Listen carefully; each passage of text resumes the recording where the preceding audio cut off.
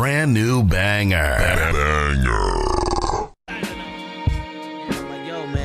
Bullshit and blah blah blah. He's like, hey man, maybe it's meant for a reason. I always thought of it like that, bro. You really fucked up. I can't get rid of this thing. Life was easy. Fuck out my face.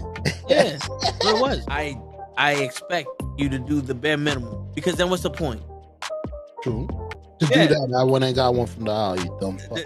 And shut the fuck up and lay low. You're female, like you could work your charms in certain situations that I wouldn't be able to. You know how much free shit you gotten? Shit. One said word of mama shit.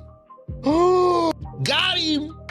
We understand it's gonna bother you. Some of us went through it. Some of us are gonna go through it. Well, we wasn't ready. I wasn't ready to go that deep with you. You don't really know what you want to share with my heart. No, LuKKle.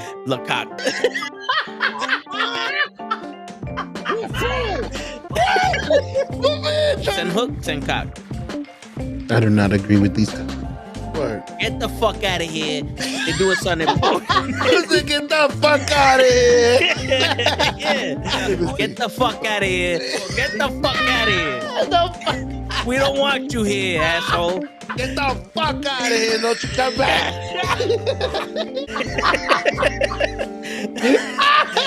I stay loose, I stay hype. I stay loose, I stay hype. I stay loose, I stay hype. I could do this all night, cause I do what I like. Yeah, I do what I like. Yeah, I do what I like. Sipping goose, sip is right. And I go with the flow.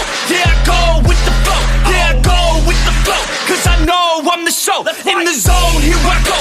In the zone, here I go. In the zone, here I go. Yeah, they know I'm a pro.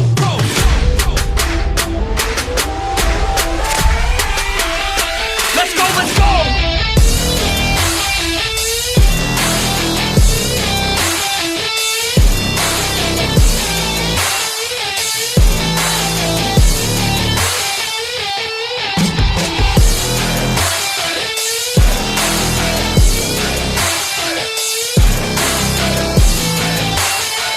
Yeah! Let's go! Here I go, I get lit, I get hyped for this shit. Right.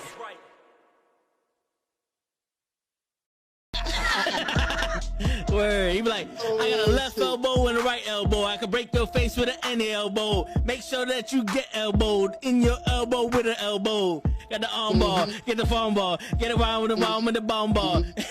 Daddy's gonna take you to Jersey Shore. Yo, what's going on, everybody? It is fucking Toe and Ray in the Toe and the Show. We got Courtney in the building. Happy birthday, Show. Word is Show's birthday is next week, but you know we gonna celebrate it tomorrow, so you know how we do. But appreciate y'all saying. Oh, I guess Ray got disappointed in that one. Ray was so disappointed in that Show's birthday ain't today that he left. What's going on, Ray? Welcome back. My bad. No, it wasn't letting me pick up my mic because it got disconnected during the intro. Like, ladies and gentlemen, me and Toe were talking the whole time. Yeah. And the minute we go live, my fucking extension cord said, nah, why I need to go live? So but what's going on, Courtney? What's going on, Mr. Low-Key? But yeah, we're gonna be celebrating Show this weekend. So we're gonna be having some fun. Y'all gonna see a little bit of content from us coming soon. And yeah. Well, what's going on, Toe? How's everything, my guy? Happy Friday. Happy Friday. I mean, everything's all right. You know, fucking rough week, man. I hear you. I hear you, bro. I was like, you know what? This week was all right. And then this morning said, nah. You thought you gonna end Friday in a good note? Word. Fuck that shit, bro. That, man. But we made it, you know? That's the best thing. We made it. We can talk about it. Skin of our teeth, we made it. Yo, thanks. But it's all good. We here. Now we're going to complain to y'all. We're going to talk about the bullshit. We got a lot to talk about. So, yeah. Yo, all right. So yesterday Yep. I took off because my brother's phone broke. You remember I was telling y'all that the battery swelled up and the glass started protruding like it was pushing away from the phone and shit. So I went on Google. They gave us a replacement phone. It was sent to FedEx. They need a signature, so I took off yesterday so I could accept the phone. I checked the tracking. It says he's gonna be here anytime from 10:50 to 12:50. Yep. And what do you think of this back one? That's dope. I just All right. noticed the switch. It's funny because it created almost an illusion of it. Yeah. That was dope. So I'm like, all right. Me and Ray yesterday was playing Fortnite. Yep. We was chilling. Yep. I was like, yo, Ray, I'm gonna load up Fortnite into the Xbox in my living room. I'm gonna hit you up. Ray's like, I'm eating. So I was like, all right, cool. I'm gonna load this shit up, and when you finish, let me know. While he's eating, I check the tracking. It's 12:30, and it says no one home, business closed. I said, I'm sorry, what? How is no one home and the business closed? And they took a picture of my front door, Ray. They took a picture of the front door and said that no one was home. Meanwhile, So, yeah. you were Meanwhile, home this whole time. my dog barks when people walk by. Yeah. So I would have known someone came. Yeah. And so I call up FedEx. Yep. I get on the phone with them. I'm like, yo, listen, I took off to get this phone. Yep. I need the driver to come back because they never rang the bell. They never knocked on the door. And he's like, well, they're going to come back tomorrow. I said, no, he got to come back today. I can't take off tomorrow. Yeah. And we had this little song and dance going on for about 5 minutes. And I said, okay, was I supposed to stand outside my house from 10:50 to 12:50 in 100-degree weather and hope that this fucking guy drove by and threw the package at me? How do you deliver packages that need signatures? What are you supposed to do? How is he supposed to get a signature unless he knocks on the door or rings my bell? How does he, you know what I'm saying? Like, how do you get a signature if you don't go get it? What am I supposed to fucking know? Have telephonesis know that you came and go outside while you parking? Meanwhile, ladies and gentlemen, to remind everyone, they need a signature. Yeah. So the fact that he'd even attempt to fucking ring the bell to get said signature.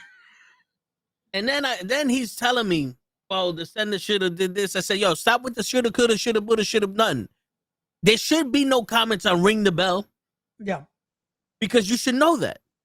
Yeah. You're delivering to someone's house. You ring the bell or you knock on the door. When I order fucking food, they don't just drive around like, nobody's outside. I guess it's mine. They ring the bell.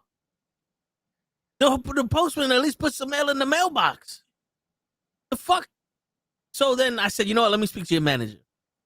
I waited on hold for like 5-10 minutes.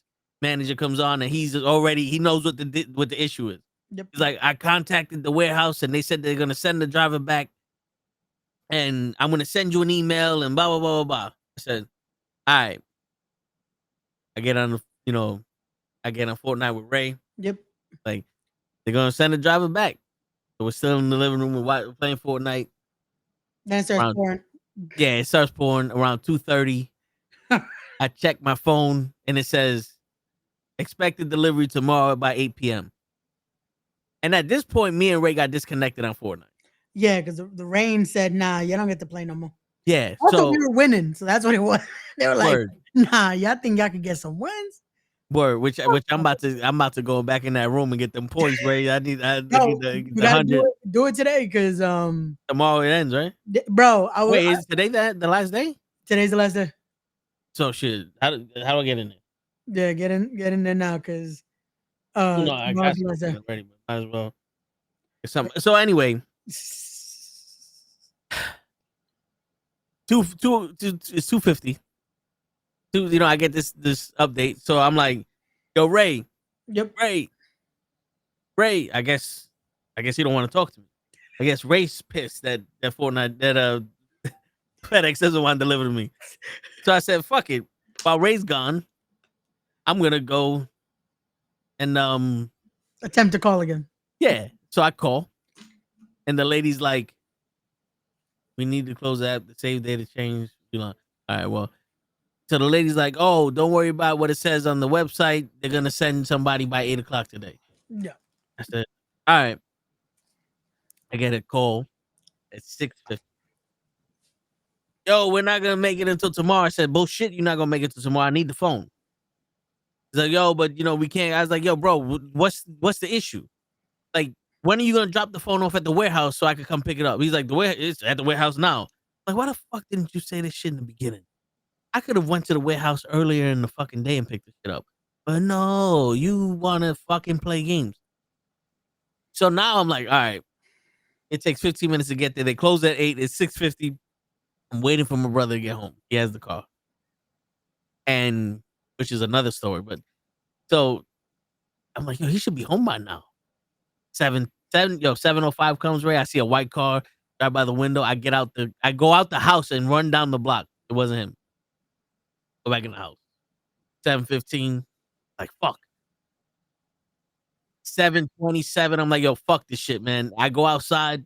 I'm looking. Say, all right, I'm going to my Uber app and I see a car parking. I'm like, is that him? Brother gets out the car. I run up there. I'm like, we gotta go now. It's like 7:30 something. They close at 8. It takes 15 minutes to get there. I get there, and it's just me and my brother. And the lady's like, "Oh, what she said? I need your ID and the tracking number." And she leaves. Like she walks like 10 feet to the left, and she comes back. And as soon as she comes back, I start giving the tracking number. She goes, "Oh," and I was like, "Whoa, why'd you rush me to get the tracking number if you ain't even ready?" Like, yo, dude, we got the fucking phone, and I wanted so badly to knock all the shit over. Like everything in that fucking showroom, just knock that shit over. Like it's so badly, bro. Like this is why they don't allow people that are sane like me to have weapons. You know what I'm saying? Like in all honesty, because it doesn't at that point it doesn't matter. You rep the same smart tech. Yeah. The crazy shit is this. People like, you can't take your aggressions out of her. Yes, I can, because she works for FedEx.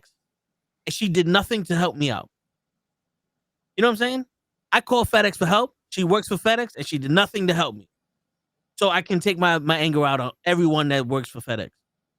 Even if you're in another fucking country, you're working for FedEx, fuck you. Fuck you. Because you couldn't do your job in the first place. And it all goes that if he can't do his job and all of y'all like this, then all of y'all pieces of shit. But we got the fucking phone. And the best part is, Ray, after the podcast, I'm like, yo, app, let's activate it. Yeah. Oh no. Go in the app. I go in the app, I transfer the SIM, I activate the SIM. Phone gives me a note. SIM doesn't work for this phone. I'm like, what the fuck? I go on the chat. Long story short, at 2:30 in the morning, my brother finally gets service on the fucking phone. I didn't go to sleep until 3. Jesus Christ. Okay. I had to wake up at 5. I thought I had a shitty morning, but damn, brother, my bad. Yeah, and then for 2 weeks, I've been getting my car fixed. Which Mm-hmm. they only worked on my car for maybe a day, logistically a day. Yeah, because I dropped my car off last Tuesday. Mm-hmm. Thursday, I get a notification the door's unlocked. So I said, like, all right, they're doing something. I get a message from them. You need mounts and an axle. I was like, all right. They give me the price. The warranty covers most of it. Blah blah blah. This and the third. Let's do it. Tuesday comes. They move my car again. Then they give me the dance. Oh, I gotta get together the part list. I'm waiting for warranty. I'm waiting for this. I'm waiting for that. I'm like, a lot of bullshit, basically. I'm like, wait a minute. I call up my warranty people. I go, yo, I need you to do me a favor. Tell me what's going on with my car. And the guy he's telling me what's going on. And I'm like, all right, because I don't trust this fucking place. If I hear it from you, then I like, all right, this is what's happening. You know what I'm saying? Like, I don't trust this fucking place. I don't. And they tell me all the shit like this is covered, that's not covered, and all that. Then the girl goes, I'm waiting for payment. So I call up CarMax. I'm like, yo, they said they did this work and they said that they're waiting for payment. I don't trust them. What's going on? The lady goes, well, when did they pay it? When did they request payment? I said, I don't know. I asked the thing because you could text with this dealership. And she goes, late last night before work ended. And the lady goes, well, it takes 24 hours to receive payment. And I'm like, well, at least you didn't wait for 3 weeks to fucking have my car in order to fucking ask for payment. Like, you motherfuckers. So I told the girl, like, it takes 24 hours. So she's like, oh, so hopefully by tomorrow the shit will be done. I'm like, hopefully by tomorrow the shit be done. Like, this shit should have been fucking done last week. Like, I don't know why I'm still here like a fucking moron. Christ, bro. But yeah, and I was telling my brother. Now this was like I'm pretty sure I'm able to just talk about it now because I already said it. But this was difficult to say earlier. But hold on, I just got put in the thing. Now I'm about to get vertigo. All good, all good. All right. Oh shit. Hopefully it didn't kick me up. Oh no, all right. I was changing the input on the TV. All right, so now I'd use Chat GPT to diagnose my GPS. Gotcha. Remember last year I had this whole issue with the GPS. They changed it. And I got the scanner to scan my car. I can't activate shit with it, but I can scan the module. And I scanned that the GPS in my car actually works. It gave me the longitude and latitude of where my car is located right now.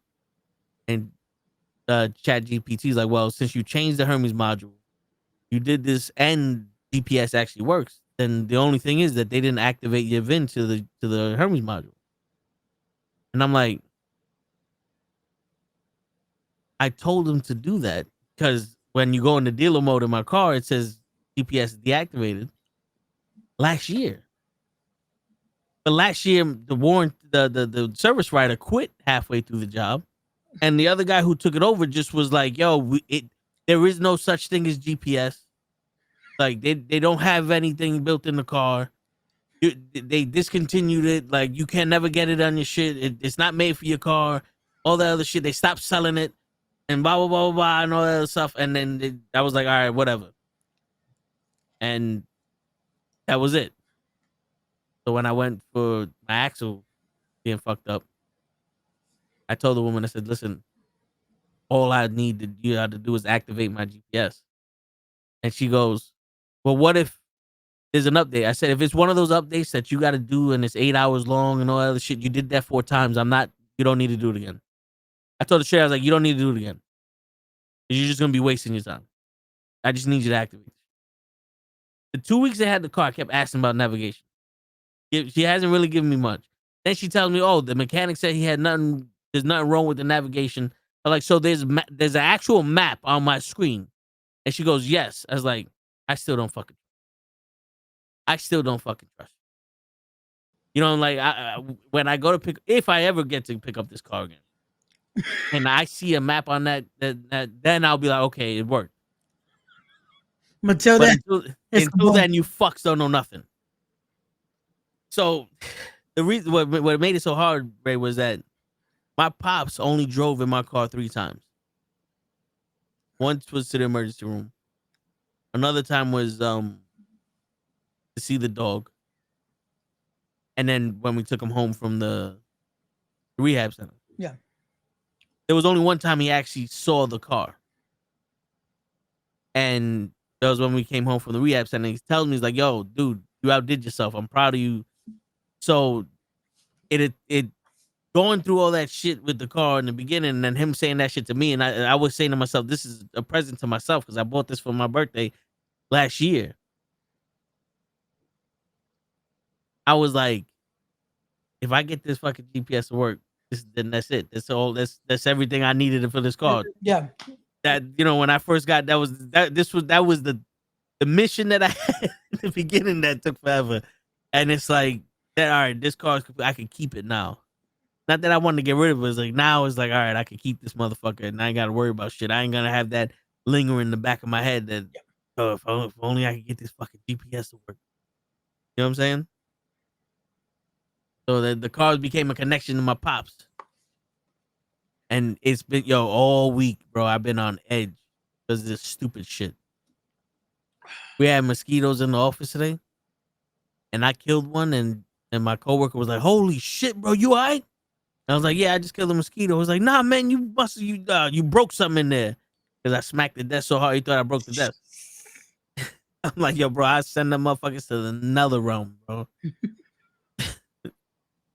But yeah, man, that it's it's still fresh Yeah. losing my pops, Oh, bro. but it's dude, it's like the shit that we done together was like, oh, we did shit. But then when you see, like, I'm watching Family Matters and other stuff. When you see your pops and son together, it's like, bro, that shit hits you right every in the time, fucking gut. Yeah, bro, every time. And for me, we're going on 10 years, bro. And it's still like feels like yesterday. And when you see shit, it just that's why I think I can't watch those shows as much anymore, which I hate because it was stuff that I would watch with him. Because every time I see those scenes, instantly it breaks yeah, because it's like fuck. Like any of those like teachable moments, yeah. that usually happen. Those get me instantly, and it's yeah, man. But, And it sucks because I see the change it made in me. yeah, So it's like I'm like legitimately watching shit, and like the hate I got for Cena, right? yeah, I'm watching him say that shit to Cody, and I'm like, damn, I seen him do the Make a Wish with the kids and how he talks to the kids and all that. And as a person, from what we see and what he shows the world, like he seems like a cool fucking dude. yeah. And like I'm over here, like I think that trumps his wrestling ability. Yeah. You know what I'm saying? Like, don't get me wrong, I'm not gonna say he's the greatest wrestler in the world, but it's like as a guy, this motherfucker's dope. And that's the type of shit that goes through my head now. Is like, fuck, Yeah, man. No, I'm looking more at the person than but you know what it is again when death makes you value different things, or it makes you value certain things more. yeah, And I think in the situations that we're in, um, valuing character and valuing the genuine side of a person is the biggest thing. Because yeah, once you prove to me how fake of a person you are, that's it. You're not gaining that respect and you're not gaining that trust ever again. yeah. But when you see someone that's like, yo, that's a good ass dude. It's like that's the thing with Cena again. Arguably, bro, his wrestling skills, it is what it is. But when it comes to being a genuine person and being like the embodiment of what his character was supposed to be, Yeah, it's him, yeah. Um, and Mr. Loki, when it comes to that, it's not surprising. Like, unfortunately, they just showed it now. They just showed it now with on See now, SmackDown. So yeah. See now, the Triple H shit yeah, is another thing where I'm like, my stance for Hogan and his relationship with Trump. I said it, and I can see that shit with Triple H. But according to the rules now, is Triple H a piece of shit now too, or what? You know what I'm saying? Like, is that what we're supposed to say because of the rules, or? Well, again, it's how we said it with Taker and all them. Like, unfortunately, I look at it like this, and like we talked about in the last few weeks. If you support someone that has been such bro, it gets worse and worse every week. You know, Yeah, like we're at a point where it being us, you know what I mean? It's fucking scary nowadays. yeah, Like if you are someone that unfortunately looks like us or sounds like us or has family like family that we do, it's a situation of you never fucking know anymore. And it's crazy because and it's what pisses me off with this situation a lot more because there were so many that unfortunately do look like us and thought, oh, yeah, we can support him because fuck it. He doesn't mean us. He means like cool. the And illegal. when it comes to now that they've attempted to deport Puerto Ricans and deport actual citizens, Latinos that have made themselves citizens, that have found a way to do it the right way, and they're also bro, they tried to attempt to deport United States soldiers that were citizens just because they were Latino. So again, stuff like that is what makes me think, yes, that dude is always, and then also again, there's a lot of other bullshit that he's fucking saying and does Yeah, that makes me think he's a piece of shit. So when it comes to certain people supporting him, it's like it makes me think, so do your values line with his? And if that's the case, yes, you're a piece of shit to me. You know? yeah, So I don't, again, no matter who it is, like with bro, that's the thing with also when it comes to wrestling and all that. Unless you actually know the person, we don't know what the fuck these people believe. What these yeah, people believe, what these people actually like. Again, the wrestling business, we talked about it last night, is built off the fucking carnival system and carnies. And it's the magic trick of making you believe what's happening isn't what's happening. So there the whole 10 year of us watching this, we're supposed to believe they're larger than life and they're superheroes. Meanwhile, half of these motherfuckers could care less about us. yep, So it's sometimes it sucks because you can't look at it like that because if not, we'd never be able to enjoy this. But that's also any media. yeah, If we looked at how media is, bro, we could not enjoy a fucking thing. Because yeah, 90% of the time, the person on screen, your favorite character, it's probably a piece of shit. Sadly. yeah. Well, No, seriously, and it sucks. it does. It does. And also before because someone's gonna fucking probably see this and say something. I'm no saint, you know? I'm no Oh, saint. I'm definitely not perfect. Fuck it.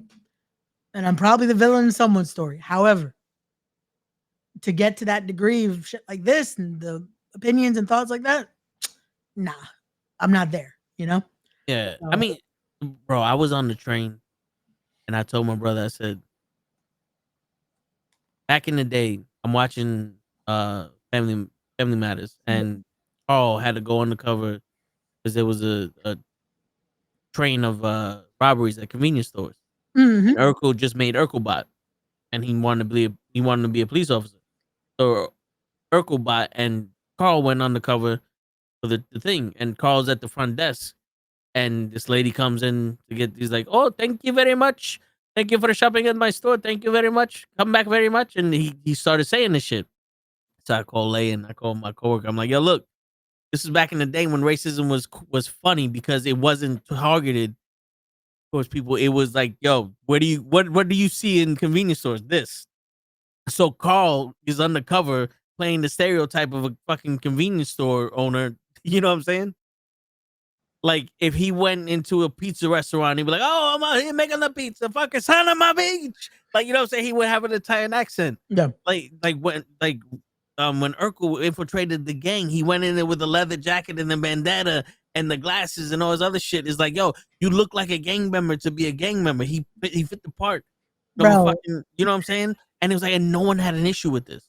bro, Not remember he would become fucking Bruce Lee Yeah. Yeah. and do the accent. Remember they had Yep. that they fucking fought Tommy. Remember? Oh, box gonna hit box. Yeah. I Like, remember. Yeah.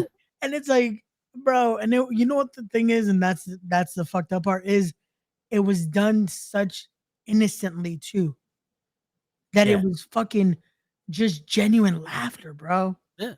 And that's And the sad part now, that it's like the reason so many people get offended is because they know there's so much actual hate between certain things. I think that's what fucks it up. Like now, back then, bro, they're just trying to fucking make people laugh and have fun. yeah, Like, there's so much hate for shit now because people have their word. Like, in all honesty, people are hurt more now than ever. yeah. Yeah. And what screams louder than anything? Hate. Yeah. Like, there's a lot of people out there that fucking would just say shit to be heard, and they don't mean it. They just say it. But then when they say it and other people hear it, they're like, "Oh no, I feel them." It's like this whole red pill shit. Like, there's so many things we can complain about the opposite sex that a guy will be like, "Yo, I experienced that," and now we start a war and we hate him. But let's face it, right? The opposite sex is a chance. We're looking to fucking settle down, have kids, and all that other shit. You know what I'm saying? It's a war until you get what you want. But it's got so convoluted and went so far in this bullshit that now everybody's blinded by it. They honestly think this is the way it is. Like, Trump, I'm pretty sure, only said, because he's a con man, how can I get these people to vote for me? Race is a strong thing here. There's mad white people. Yo, we're gonna clean the swamp. We're gonna hate all these fucking Democrats because they're this, and then look at these fucking immigrants. Dude, you go back every year since I was born with Clinton. Yep. Every Republican wanted to get rid of the immigrants, Yep. tighten up the borders, and all that other shit. Obama got rid of more immigrants than anybody. And what Trump say? What y'all doing? I'm gonna amplify it. And he's actually, his dumbass is actually doing what he said he was gonna do, except for release the list. He can't do that. Yeah. You can't So- do that. Yeah. Like, So I'm on the train and I'm telling my brother, I'm like, yo, it's funny how you actually have people who have hurt other people, who have trafficked other people, who have drugged other people, who have fucking taken advantage of other people, who have done all this nasty shit, who fucking serial killed, maimed, and other worse shit. And people champion those people. Yep. Remember when they had the fucking the documentary for the fucking serial killer? That the dude who played Silver Surfer in the X-Men movies, and not Silver Surfer, Quicksilver in the X-Men movies, that he was with Jeffrey Dahmer. When they actually released Jeffrey Dahmer's picture, all these girls like, oh, he's cute and all that. Dude, I'm gonna say a line from a movie, and I'm gonna tell you the movie. It's called Find Me Guilty. welcome. It's a movie with Vin Diesel where he plays a guy that's on a RICO case. He it's a true story. He defends himself and they get off. It was the biggest RICO case in the world. Yep. And the lawyer, the prosecutor, goes, oh, they're gonna tell you this, this, and this. He goes, not to mention that they kill people from time to time. And that every time I see someone that champions someone like that, I'm go, oh, you love Diddy's music, but not to mention that he fucking drugged people and killed people and forced people to do shit from time to time. You're like R. Kelly, not to mention he tied up little girls and all other shit from time to time. Bum. Like Vince had his fucking accusations from time to time. Like, yeah. Remember, Hogan said a few words, and you can never forgive him for that. Cool. And I'm so happy you can forgive someone who mass murdered a group of people, a race of people. Because it's not cool to disown them. Is why I always say shit. I think for myself. I learned how to think critically. You believe half of what you see, None of what you hear. Words to live by, right? Everyone nowadays is waiting for someone to tell them what the What to fuck is think? cool. Yeah. And it's cool to say Cena sucks. It's cool to hate Hogan. It's cool to hate Trump. But it's not cool to abandon people you grew up with, that they grew up with, and they have the same relationship that I had with Hogan. Because if you think about it, Ray, all those people that still listen to Diddy songs and NuKKle songs, they grew up with, they had an emotional attachment with him because the music touches them. Growing up with Hogan, I had that same shit with him.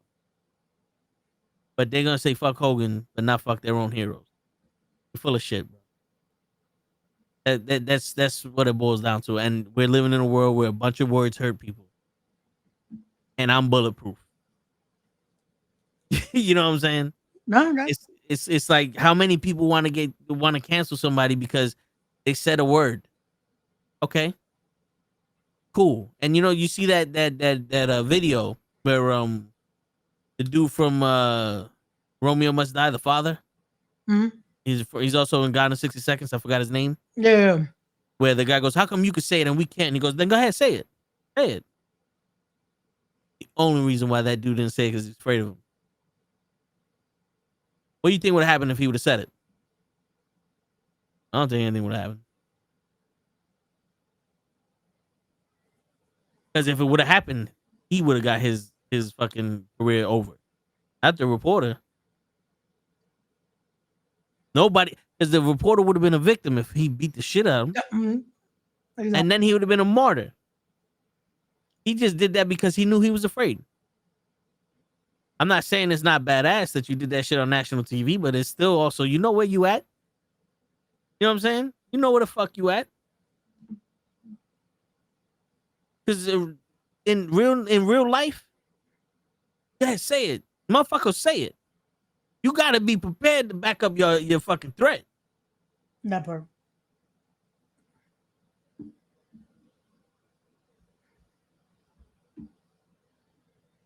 GG Allen, punk legend. He beat and pissed on his fans, but they still love them. Yo, dude, it's crazy how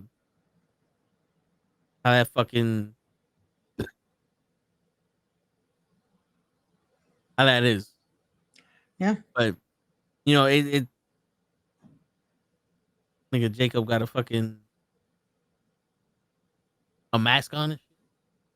So Solo's trying so fast to get out this cage. But yeah, man. Well, he tried, but he got caught. Yeah.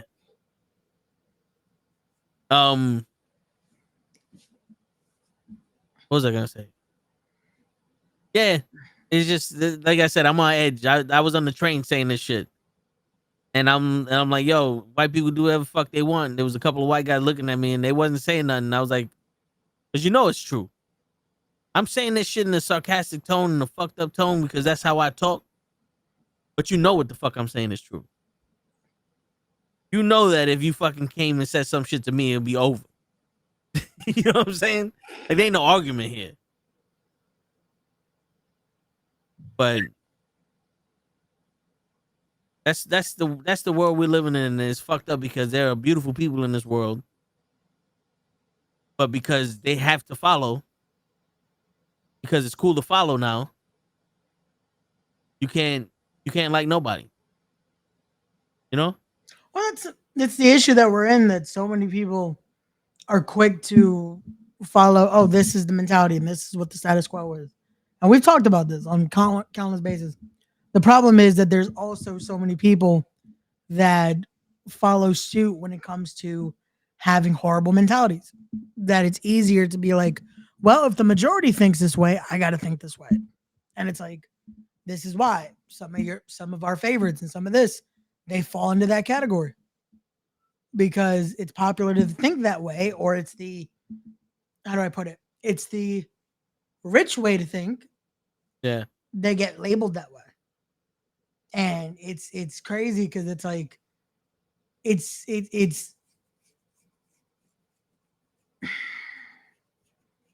it's horrible to think that, again, that's what it means to be at that level, that you have to basically say, well, fuck having originality and having genuine thoughts. This is what's in, so this is allegedly what I believe. Yeah. And that's why I say a lot of times, 90% of the time, what they're saying, you could tell it's not them. Yeah. It's the script. However, when shit does come out, that's why I say we don't know these people. Genuinely. A lot of the times. We don't.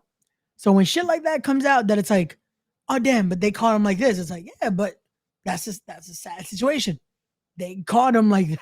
So that means when the camera wasn't on, or they didn't think it was on, this is how they genuinely are. And it's the sad fact, because that's why I said this to a friend the other day, and this is why this is how you should live. If you want to be, again, whatever you say in this world, be ready for it to be how you're viewed, no matter what. Be ready for it to be how you're viewed and for it to come back to you, because it always does. Because you can say something and be like, oh, keep this between like X, Y, and Z.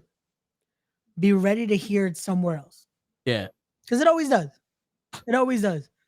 And Shit. that's why when I say, bro, I have no regrets of anything I've ever said. I don't.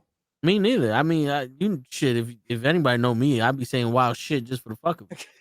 You know what I'm saying? Like, I'm just saying, like that. That's the thing. When you live it like that, and you're willing to fucking, again, have that freedom, then fuck it. There's no way someone could fucking be like, oh, this is like, no, like I've said, whatever I say, I'm genuinely fucking saying, and I mean it. You know. Word. And that's what I said. I'm not a saint, but I've also not said some stupid shit like that. I've Yeah. said some stupid shit, but not like that. Like I've said fucking a wrong movie quote, but I haven't fucking said to a point where fucking they have to question my morale, you know? I've said shit. I said shit like that just to antagonize the Home Depot workers, and it's specifically Home Depot workers. I still haven't seen one Did you let walking them know any about aisle. super people? Huh? Did you let them know about the super people? Oh no, this was before that. Oh, okay. Like I was young. I called the entire store out, and you're not for nothing. The shit Hogan said had nothing on what the fuck I was saying. I tell you that shit right now. And it wasn't, and that's the thing. It wasn't even about it was them. Come out here. I'll give you every reason in the world. Come out here, please.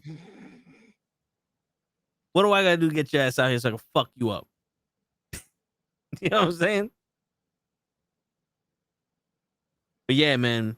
Also, like, going back to the beginning of the fucking, like, I'm noticing, man, that before I would be able to put shit aside. Like, you have a certain conversation or a certain interaction with a person, I'll be able to be like, yo, I'm gonna put that aside. You know, I know whatever the fuck case may be, and then, you know, next time I see him, everything's cool, whatever the fuck. Now, it's like, fuck you. You know what I'm saying? One or too many interactions where it's like, yo, this shit ain't, like, who the fuck you think you are? Now, like, it's where it's like, yo, fuck you, man, because I'm starting to take that shit personal. Yeah. And I don't care if it's not personal, it's personal to me because you wasted my motherfucking time and you think you can disrespect me. No matter how unintentional you think it is, there's no way I could, like, right now where I'm at, Ray, I can't let nobody fucking you know what I'm saying? And it's taking everything. It's taking everything for me to not just fucking come out of pocket to everybody. You know what I'm saying? And like, I still be thinking before I do shit. Yeah. But it's like more and more. I'm like, I might have to live with that decision. You know what I'm saying? I might have to. It might have to be one of those things where it's like, fuck it. We all gonna be two bitches in the sea. You know what I'm saying? Remembers we have to drive through a bridge. Let's not do that to mom. Shit. we got to drive through multiple bridges tomorrow. Let's not do.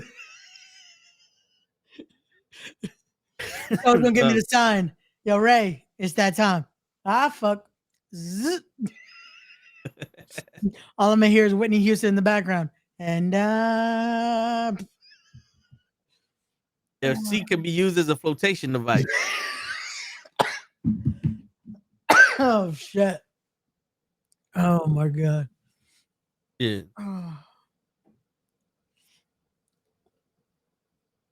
Yeah, man. Well, what's good with you, Ray? I know you going through some shit. What's up with you, man? What the shit you want to get off your chest? Bro, so when I tell you that fucking again, everything was semi okay this week. We getting there. We getting ready for tomorrow's announcement, all that fun stuff, and getting ready to hang out tomorrow and all that. And cool. We end the pod last night. I'm like, all right, cool. I'm gonna go knock out. Today I had some things I wanted to do, but unfortunately, fucking same time you woke up, I'll wake up to someone opening my door. Hey, there's water coming out of the closet. Hey, water. I'm like, huh? Okay. And I walk out to see water all over the fucking hallway, water in the living room, like legit where all my shit is set up. And it was coming, it wasn't even like, oh, it's coming usually because it would be from like the pipes or something. Nope. It was coming from the fucking from where the heat is. And I'm like, oh, lovely.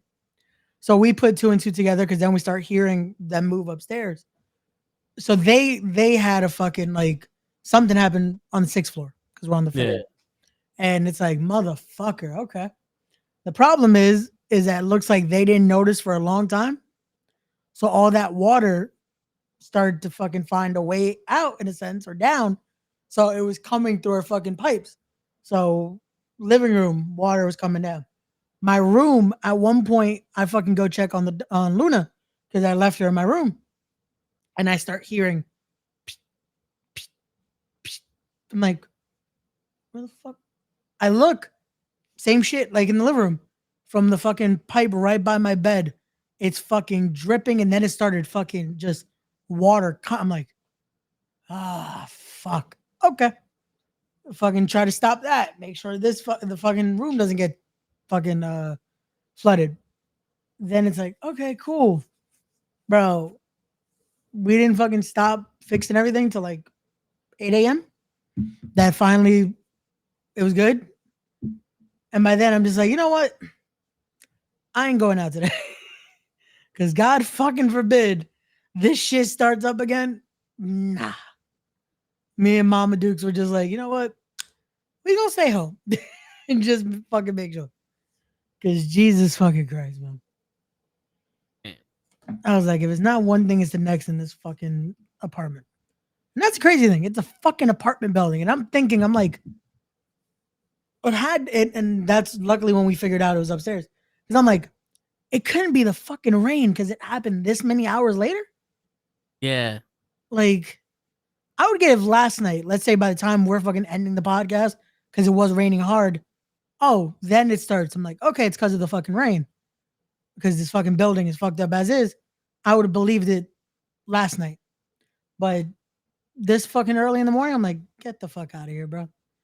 Like, but again, is what it is. We're good now. It worked out. I was able to do some more prep and shit. Edited the commercial a little bit more. So it's gonna be nice to drop tomorrow, 5 p.m. We fully announce the thing that's happening in November. Yeah. So Fully announced the announcement. Yeah. Which is funny because if anyone's been paying attention like to the matches I've been releasing and all that, it has the announcement on it. But I didn't want to fucking fully announce it till SummerSlam weekend because I didn't want to sell tickets till then. Because I'm like, I didn't want to just post it, just have it there, you know? Yeah. Okay, nah.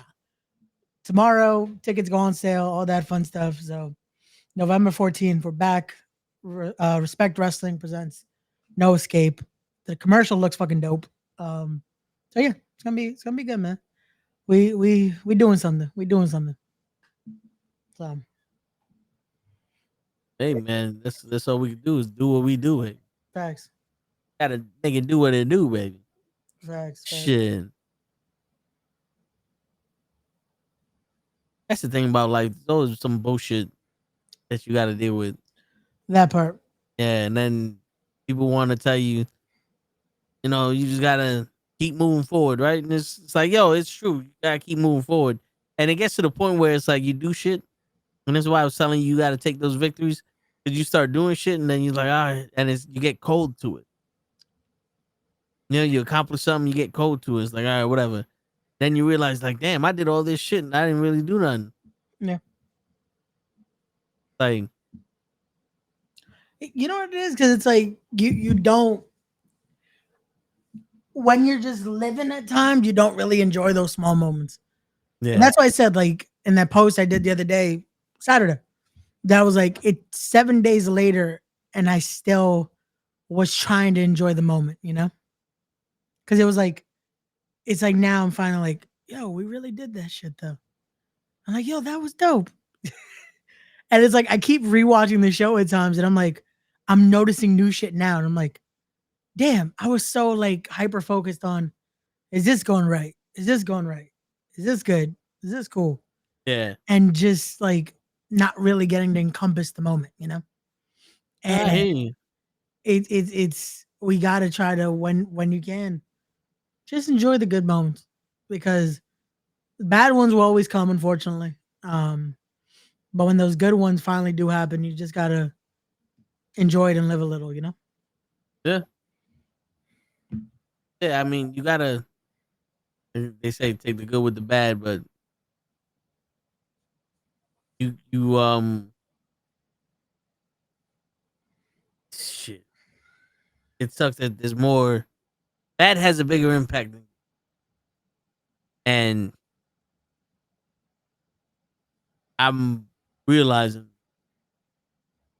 everything has something bad to it.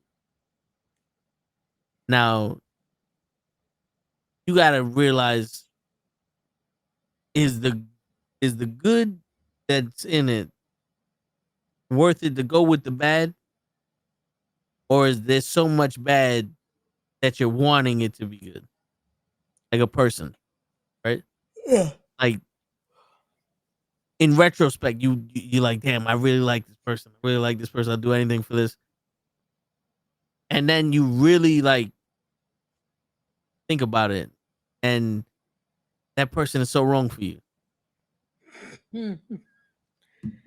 And it's like, now do I say fuck it? I want this person so bad. Like this one little thing that I like is gonna trump all this other fucked up shit, or you know what? Let me go find something that's worth it. You know, that's where I'm at.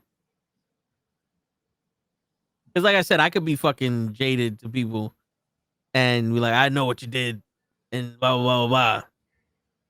But then it's like, well, you know something? They have a life. They went through this shit too. I am who I am. I'm not gonna change who I am.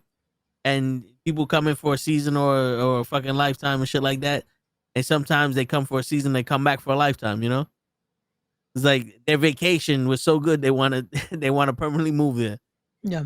They want to buy property.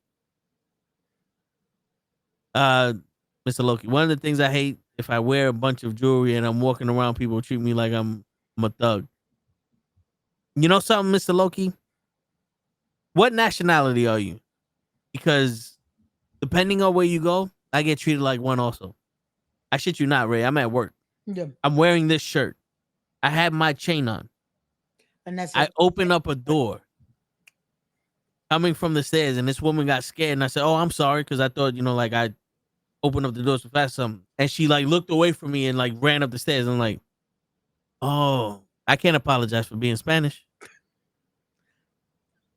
Like people tell me, like, "Yo, you got a distinct walk. Like you ready to hurt motherfuckers." I'm like, I mean, that's just how I walk. But I mean, still, I, I'm, people only are afraid of the way I look. They ain't even afraid of the way I'm walking. They see me. It's usually white women, which is weird, Ray, because most of the women in my life live in that section of the world. You know what I'm saying? Like my cousin, all they're light skinned. Most of my family's light skinned. They fit there. They're accepted. But I'm the other. So I feel you, Mr. Loki. Shit, I remember one time I was telling this dude, I was like, everywhere I go, they asking me to buy drugs. He was like, well, you look like a drug dealer. I said, why? You got a hoodie on. I'm like, bro, everyone got a hoodie on. Just because I got a hoodie on, now I'm a drug dealer? What the fuck? I got work pants and a hoodie. How do I look like a fucking drug dealer? So yeah, you get it, Mr. Loki. Mr. Loki's black. You get it. Shit.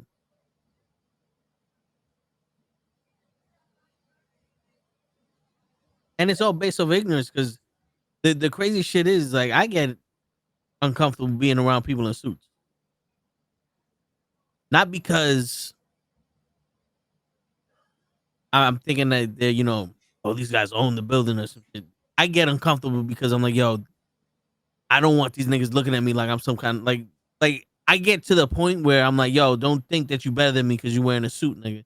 Like, you know what I'm saying? Like, I get somewhere like that. Like, you not fitting to fucking treat me like no bitch, like no, servant. Yeah. Like that's for damn sure. You ain't gonna treat me like no fucking servant.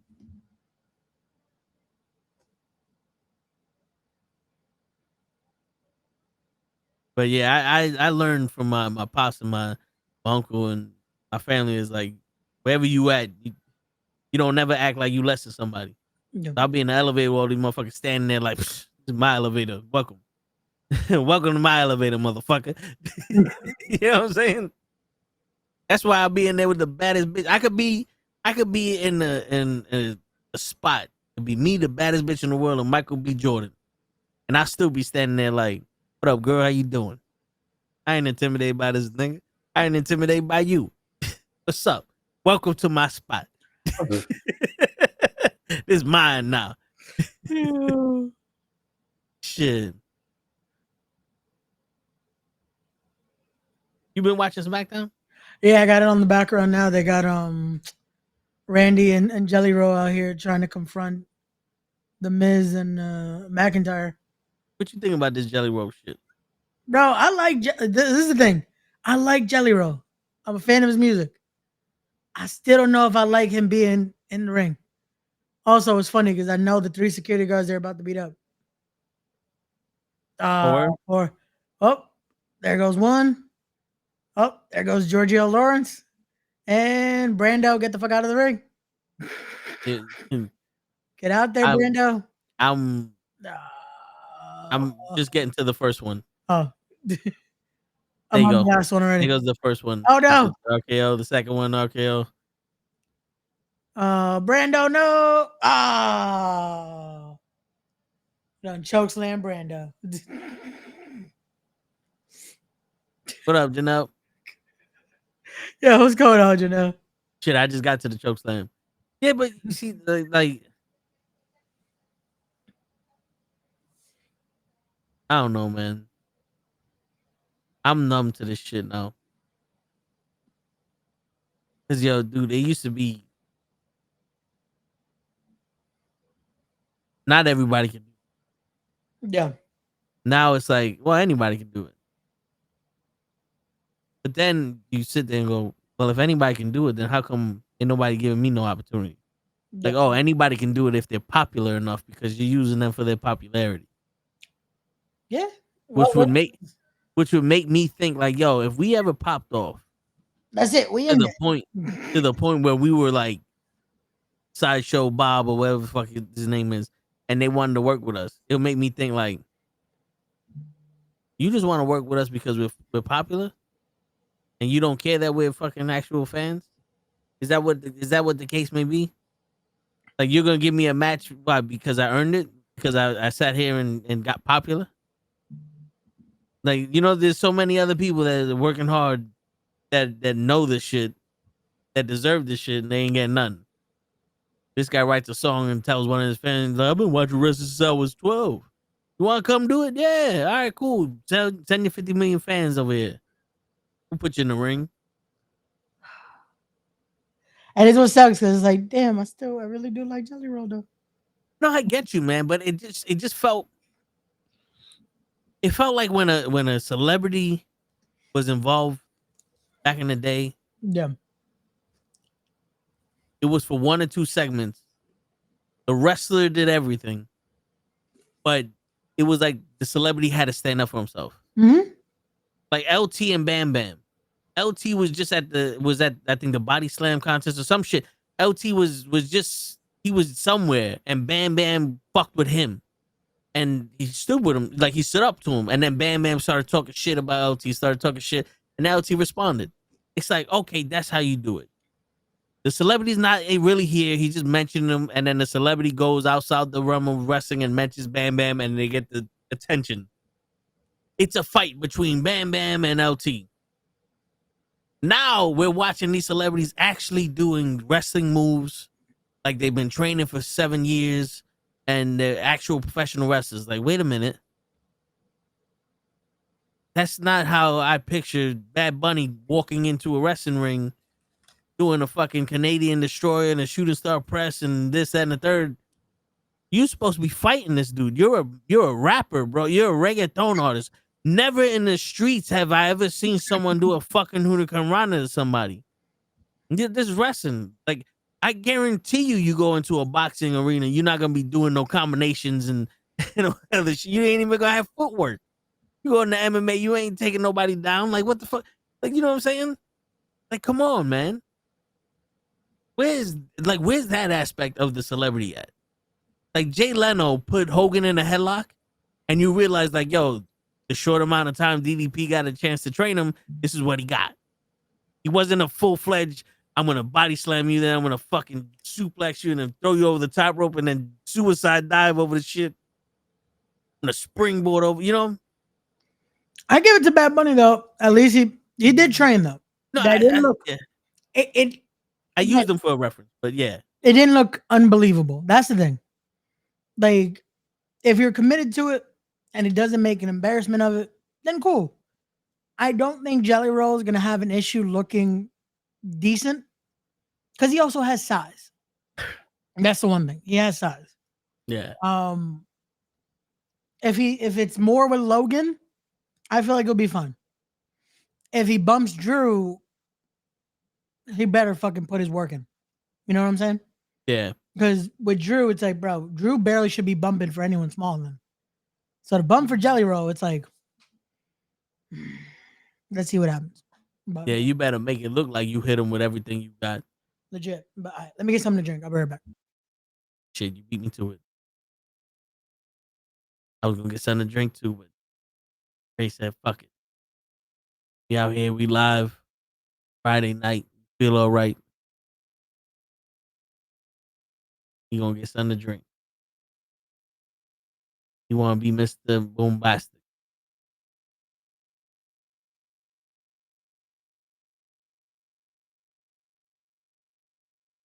I think this background is pretty good. I was still looking at other backgrounds. No, I feel like the Tone the Show has a distinct fucking vibe to it that I'm trying to capture that with the background. But I guess this one's alright. Fuck it. We live. But yeah, man. It's worse. It's crazy where it's safer now to walk the street. But we're living with a bunch of inconsiderate motherfuckers. Does that make sense? Like, where I hold the door for like 7 people and 8 people just walk by and don't say nothing. Most of the time it's older men that will be like, hey, thank you. Appreciate it. The women don't say shit unless like she was raised proper. And the kids don't say shit. That's just holding the door for them. Now, how am I supposed to fucking believe in humanity when that's just holding the fucking door? Like, you know, it's still rude if you don't fucking say thank you or excuse me or you're welcome. You're still being rude. That's rude. People get that all fucked up. Like, oh, I'm a nice person. Are you? Because you're fucking rude to the motherfucker who just opened the door for you and you didn't say nothing to them. So what makes you so nice? You know what's crazy? That's why I kind of stopped fucking like, and I feel bad at times doing it, but sometimes I'm just like, nah. Walk through and just keep it pushing. I hear Like, you. fuck you, basically. Like, I hear you. good luck, everybody else. Yeah. I try not to fucking, because you know it's I still have the urge. Where it's like I have to fucking be, you know, I gotta be who I am. No, trust me, You bro. know? It's still there's still the force of habit because I have good fucking manners, and it's like Yeah. I don't want to fucking just like. And sometimes it's just you have to bite your tongue because unfortunately not everyone has good fucking manners. And that's true. Or and it's funny because I'll do that and I'll be there for a minute. Like, all right, cool. It's okay. Cool. And my mom will catch me and be like, yo, no one said fucking thank you. Close the door. Fuck them. Yeah. Like, No, yeah. Yo, there be times I'm walking, like I'm holding the door and I'm like, yo, there's 20,000 people. And then I'll just be like, yo, and I'll just leave, like, let the door close. Like, I can't hold the door for all y'all. I got somewhere to be too. And you're welcome, by the way. Piece of shit. But yeah, man, it really does like fucking grind my gears. The fact that a simple thank you or excuse me can't be said. Like if it's a fucking against the law or something. Like how hard is it? It can't be that fucking hard. I say it all the goddamn time. Or what irks me the most, right? Like I'm gonna say another movie reference, and it's Wolf of Wall Street, right? oh shit. But Okay. he goes, "I've been poor and I've been rich, and I'd rather go to court in a $10,000 fucking suit than than be in the fucking in this in the street eating cans of soup. If I had to choose, I'd choose rich every fucking time." Now with me, I've been in the train and I've taken the car, and I'll pick the fucking car every time. Rick. I'll pick the fucking car every time. I would literally not go somewhere because there's no parking, and I have to take the fucking public transportation. Yeah. I'd be like, I don't feel like going. Then to go. Like unless I really have to, and even then I might be like, you know, fuck it, I'll pay for parking. Yeah. I don't want to take this fucking train for shit. I took the train the last 2 weeks of work, and I don't understand why people just need to have the fascination to just fucking stand this close to you when the train's empty. Like, are we lovers or something? Like, do I owe you money? Like, what's the issue here? And why do you keep fucking standing next to me? Bro, I never understand that shit. Word. Like, if the train's packed, I get it. But the train ain't fucking packed. Stand to the side. Like, shit, man.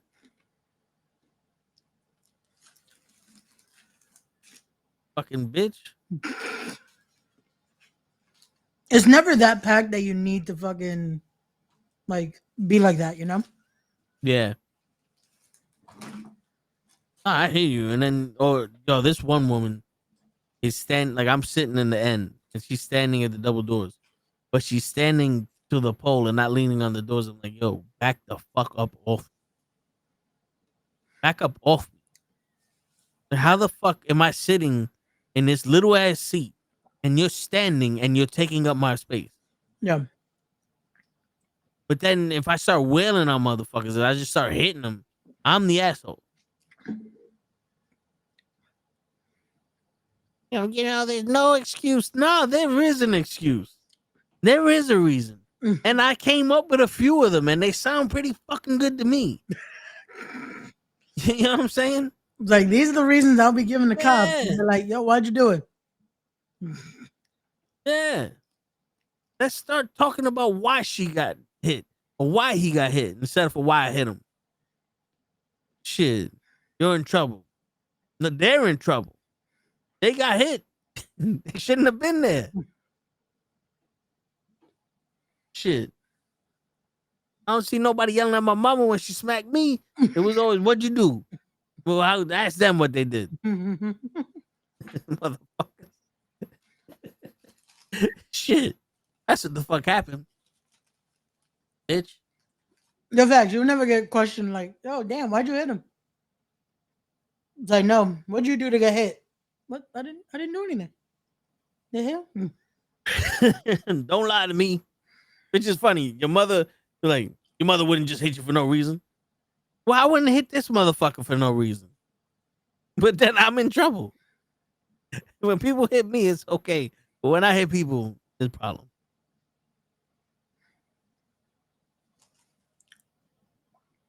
Shit. Fucking bitch. Yeah, Ray, I hope tomorrow is a good day, man. I hope so, bro. Because like right now, my plan is I hope I get contacted early in the morning, like 7:30, and they ask them, "Yo, you come pick up your car." I pick up my car. I get home, and I'm like, "All right, guys, we out." Because I really don't want to be on some while we over there at Show's house. All right, your car's ready. You can pick it up. I ain't be able to pick it up until Monday because you close Sunday. So, fuck. Now I gotta take the train again on Monday.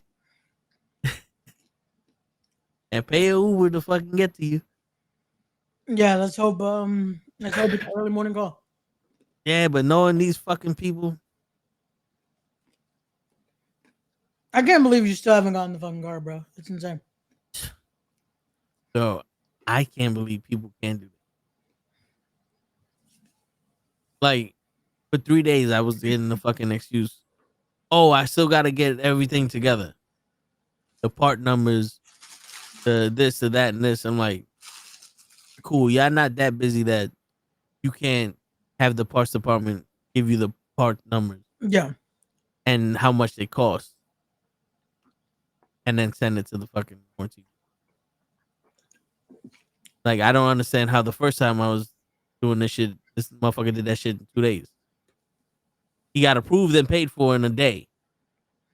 What took so long was all the updates. Yeah. That motherfucker's literally not doing shit. And you're there for 2 weeks. 2 weeks to replace 3 mounts and a fucking axle. At most, that's 2 days.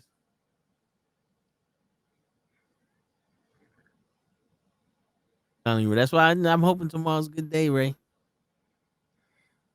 Because if it's not, you just see it as a flotation device. There's gonna be 2 bitches in the seat. There's gonna be 5 of us. Yeah, but they're gonna be in the back.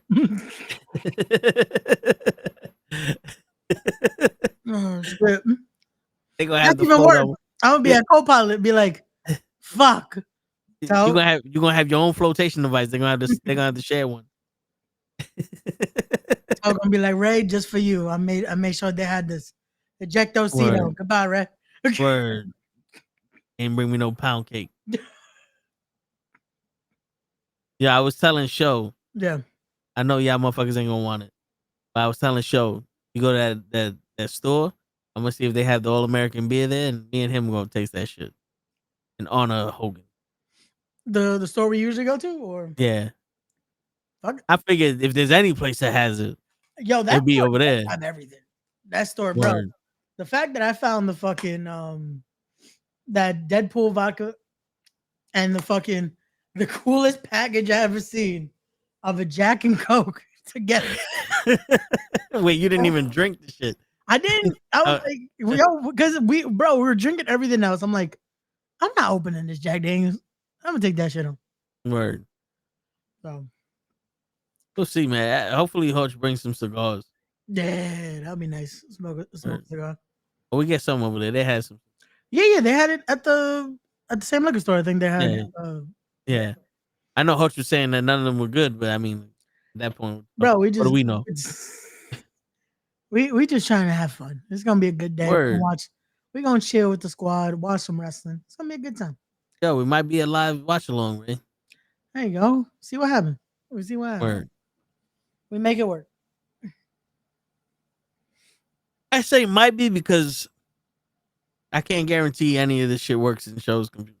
Of that part. That part. Yeah, you know. Hey, if not, like I said, y'all get some content in the next few days. Word. Y'all get videos and shit from us later on.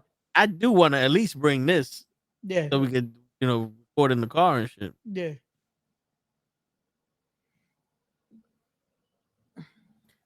But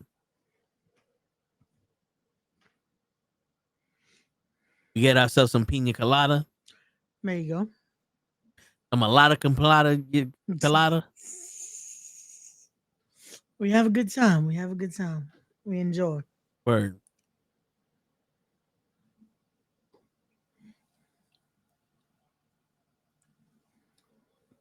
Yeah, man. This summer, every summer for the past since I met y'all motherfuckers Bro. have been fast. Yeah. I haven't gone to the beach in like fucking 8-9 years. Bro, I don't know what it is now that these summers just go like. Well, in New York, I haven't gone to the beach because when we went to we went on that road trip with Show, we went to 2 beaches.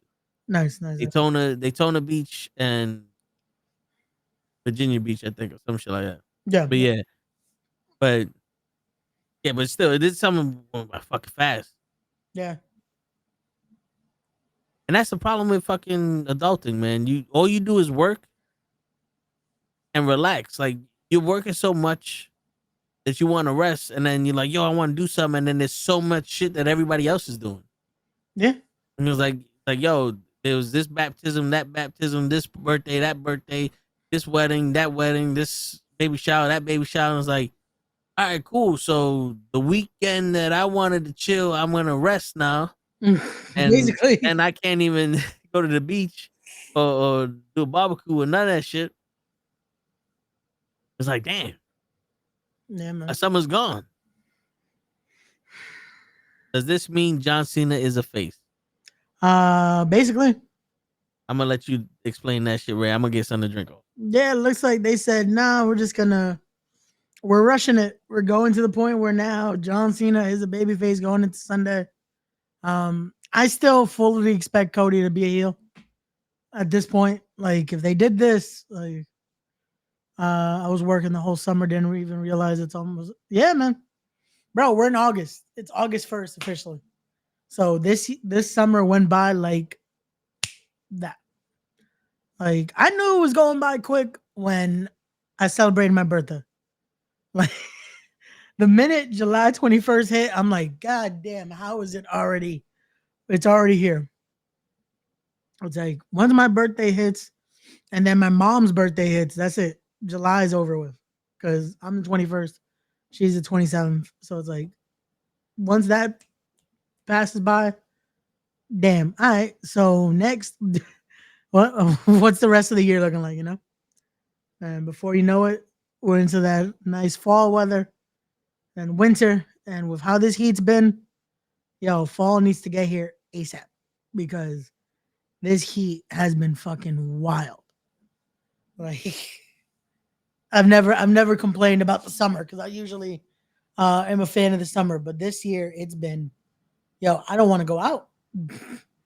Like, that's how bad this heat's been. So,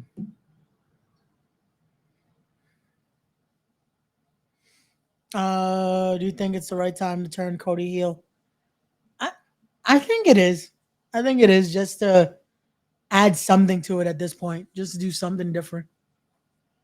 That's my take on that. I feel like it's it'll work out.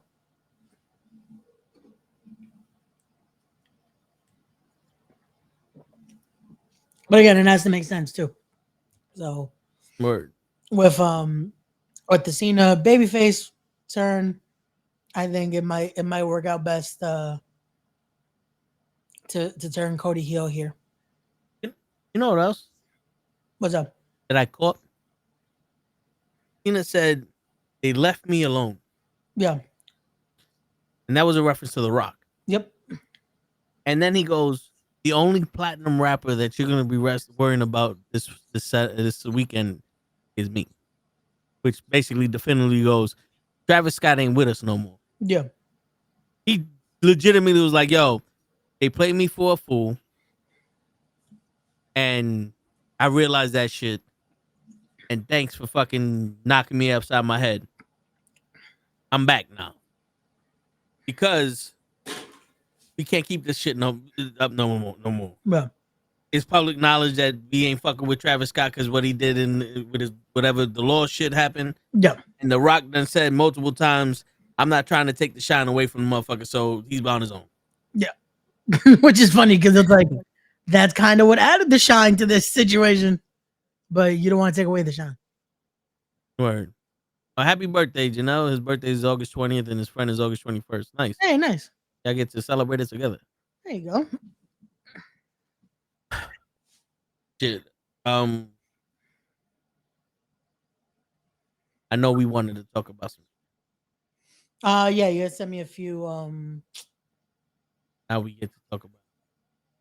I have worry. Oh, no, by the comments. But yo, my TikTok, I feel like either I don't know what the fuck I'm putting in there, or they just say fuck you every time I post something.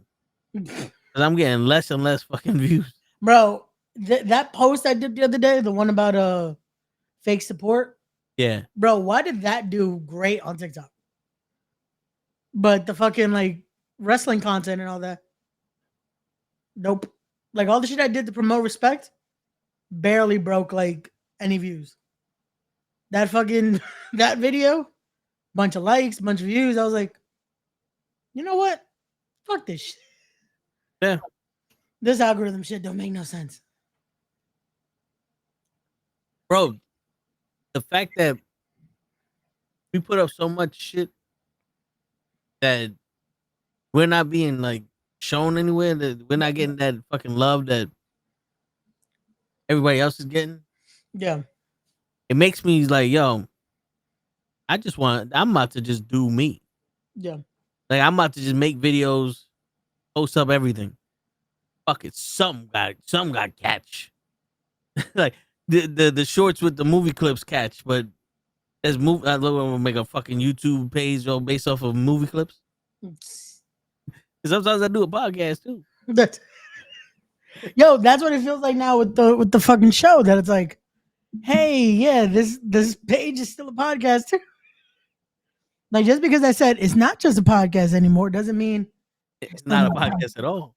Yeah, like because like the other day I did an episode and I was like, I want to see how the views are gonna do because I want to see if it's not gonna affect like the subscribers and shit. Yeah. Luckily it didn't. Luckily it stayed going up. But I was worried that I was like, fuck, watch. The minute I put up a podcast episode, they're gonna be like, oh wait, this ain't just wrestling. Yep. Luckily, no. I'm at 696 now. So Nice. 4 away from finally hitting 700. Nice. Yeah, you about to pass us. We had 931. But how the fuck am I gonna pass y'all? Cause yo, I haven't been at 930. Like we've been at 850 for like 5-6 months. Yeah. And then when I put up that movie clip, Life. Yeah. And the one after that, I forgot which one was after that. Let me check. Cause there's one that I got a couple thousand. Let's see. Oh, there you go. 43,000 views, 32 comments, 1,450 likes. Or 1,045 likes. Was there's a car in the living room. Oh, for Family Matters. Yeah. And then 36,000 for Life. Because I'm a nasty motherfucker. And does it copyright it or does it just Nope, let you? Or is it? no copyright. There you go. And then I put the song up and 1,000 for that. Nice. The only thing that was ours that grossed over 1,000 was Cap talking about Anakin Skywalker was not Darth Vader. That was Anakin and not Darth Vader when he went to kill the Tusken Raiders, Got you. and that was 5,000 views. 22. Like everything else is that's ours is 100 to 400 views. Got you. Like the baseball shit that I put up when I was screaming at people's names is only 362 views. That's how you celebrate a victory when the Knicks won. 500 views. Like, hey, that's still something though. Like, I put into perspective. Like my friend was telling me the other day. You gotta think about it. Like, because sometimes when we look at, oh, it's only a few hundred. Think about if that many people were following you, legit. Like, go out in public and like 500 people just start fucking following you. yo, trust me, bro. I get it. I get it. Like it's like we said earlier, just enjoying the fucking victories, you know? Because that's still something. That is a lot of people. Like, bro, the fact that for the fucking event, right now we're sitting at 2.9 thousand views. Bro, to me, the fact that fucking one person tuned into the fucking live stream, that was dope. Then you mean to tell me we start posting the matches? They're doing well. They're doing well. We post fucking Sammy versus Gabby Forza. Bro, that match is sitting at 9,000 fucking views. For the fucking our inaugural women's title match. You know how fucking cool that is? That's like, look at that. Like, yeah. So it's sometimes it's just, bro, enjoy it, you know? No. At least we're doing something. We're doing the content. At least someone's watching, you know? Yeah, I don't count the views anymore, but I'm just saying, like, I'm getting these random views for shit. I don't believe in this algorithm, bro. I don't believe. I honestly believe it's a popularity contest. Yeah, and they're pushing the popular people, and then we get our shit. But I'm on some. If that's the fucking case, then I'm just gonna do anything. Like at this point, I'm just gonna sit here and fuck it. Be live. I'm a make a video about making a video. I try to make a video on this rig. Yeah. And I couldn't do it. When I was putting the shit together, I was like, I don't know what to say. I was using the GoPro, so I didn't have the right angle, and I was in my head. I was like, "Yo, I'm just gonna put this shit together." Got you. You know what I'm saying? I'm gonna put it together because that type of video is something that I don't like. You know, I don't, and not that I don't like watching. I like watching them. I don't feel like I can make those because in my head I'm like, who am I talking to? I can make a video explaining it to you. Yeah. But to make a video fucking explaining it to my camera, it's like, nah, this is a new thing I gotta learn. How to talk to the camera. And like I could talk to a computer and fucking teach people how to do shit. But talking to the camera, it's bro, it's crazy. We do it when I'm not live. Yeah, it's all we do is fucking talk to cameras. Yeah, but when I'm not live, it's like, yo, no one's watching. Yeah. And then I was trying to be like, well, you know, they're gonna watch. That's how you had to treat it, bro. It's like someone's watching technically. Yeah, it's like they're gonna watch, but then I'm like, I tend to over explain shit or under explain shit, or it's like I don't know what I'm explaining. And I'm just like, you know what? Let me just fucking put this shit together. Gotcha. Give me the load. There you go. It was hard to get into this box. I'm at level 71 now. Oh, you're still doing the Yeah, it's slower now. Oh shit. Okay. Yeah, I don't know if it's because we was together.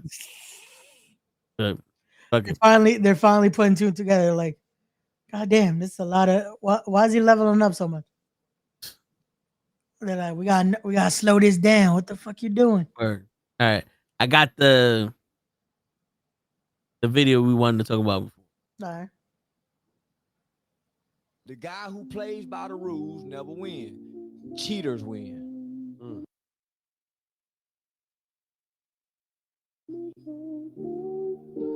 The guy who works hard never makes it to the top. Can you hear? He stay at the bottom working hard till he die. The guy who plays by the rules never wins. Can you hear? It's breaking in and up a little bit. All right. Oh, let me. The guy who plays by win. Cheaters win. The guy who plays by the rules never win. Cheaters win.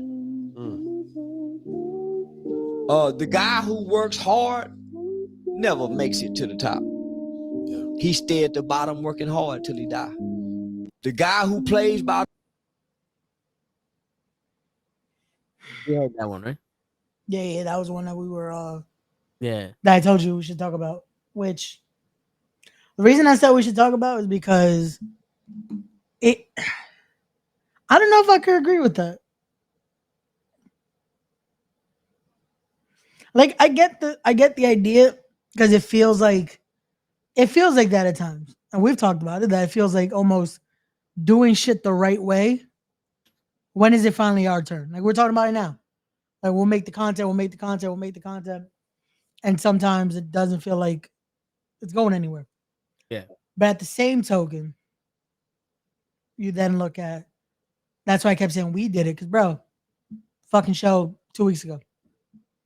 It was a moment of fucking hearing NuKKle shout out. GIGI for the win shout out. Shout out to our boy Smacks. They're getting the shout out. And it was something. It was the genuine creation there. Yeah. And that was done the right way. You know, like I get the sentiment, and I get so many people feel like, oh, doing this shit the right way never happens. And trust me, I've been there. I've been at that point where I'm like, yo, what the fuck? At this point, let me find one of the fucking advances like these other motherfuckers do, you know? Let me find the fucking how do I put this that YouTube doesn't fuck it up? Let me find a sweet supply. If you catch my drift. Oh, a bankroll. Yeah. Let me find one of those. Let me find something where I too could have just sweet money. You know what I'm saying? And it's like, cool, they have that, but morally, bro, I'm good. Like, I'd rather it be a slow fucking burn to the top than fucking speed my way through just to fucking be like, cool, now what? You know? Because we've talked about that. Like, it's like, it's when you do it like that and you get to that point already, it's like, what'd you learn from it though? Because I feel like that's the fun part, is the fucking journey. And it's like, cool, you can cheat to get there quicker, but it's like, what do you get from it, you know? So think about this. See, he's living in a world where they're playing a rigged game, right? Where what we was just talking about, we're playing by the rules, working hard for the podcast, and we may not be the top streamers in the world. But believe it or not, there's a lot of people that respect what we do. And they watch and they're entertained. It may not be hundreds of millions of people, hundreds of thousands of people. But if we were to start comparing ourselves to them and playing that game, then we're playing by the rules. We can't win this game. Because it's a lot more than just being genuine and putting out, shit. There's people that buy their followers. There's people that pay for promotion and shit like that. And technically we can't do that, so it's kind of cheating. But that's how they perceive winning. When you play the game that's rigged, you can't play that game fair because there's no rules there. But if you're just doing what we're doing to do it, Like you put on the wrestling show, not to get rich, but to do things right because you love it. You did it the right way. You know, you made sure every T was crossed, every I was dotted. You went that extra mile for broadcast and all that other stuff. You didn't cheap out on stuff because you're not trying to become a millionaire off of it. When you want to become a millionaire, now you're playing a different game where you have to step on people's toes and you have to fuck people over because it's all about you, and you. Yeah. That you need. The only way to win is to steal from these people because ain't nobody gonna give it to you. No. Ain't no amount of hard work that you can do while you're cheating that can make you do it the right way. Yeah. But if you, let's say you keep doing this shit the right way and you start getting that relationship and you have the wrestlers become more high profile, and I'm not talking about like you getting high profile wrestlers. Let's say like GIGI and travels the world again and Gangone, starts getting notoriety and they're still working with you. People see that and then it attracts more people to you. And maybe let's say one day Hulu wants to like, yo, Ray, we'll throw you some money, throw the fucking streaming wrestling show on for us or such shit like that. That's how you would get ahead. For me, at least, my thought process on this, that's how I figured you would make a profit off of having an independent wrestling organization, is where you have a company start paying you to broadcast on their shit. Yeah. No. And You know what I'm saying? that's the goal. That's always the goal, is to finally make it to something that someone now wants to pay for your product. Yeah. Your product is at that level where it's like, yo, we need to see this. Yeah. Have this Like, out there on our platform. word. Like, when it comes to like jobs and stuff like that, people, they want to talk about, oh, this guy works hard, but they don't give him the position. It's because you work hard and they can't afford to lose you at the position you're at because Yeah. you're the only one working. Now, if you wasn't working and you was kissing the right ass and you made the right friends and all the other shit, then they'll give you the position because it's a favor. But imagine this, right? You had a locomotive and every cart had its own engine. And about 5 engines worked all the time.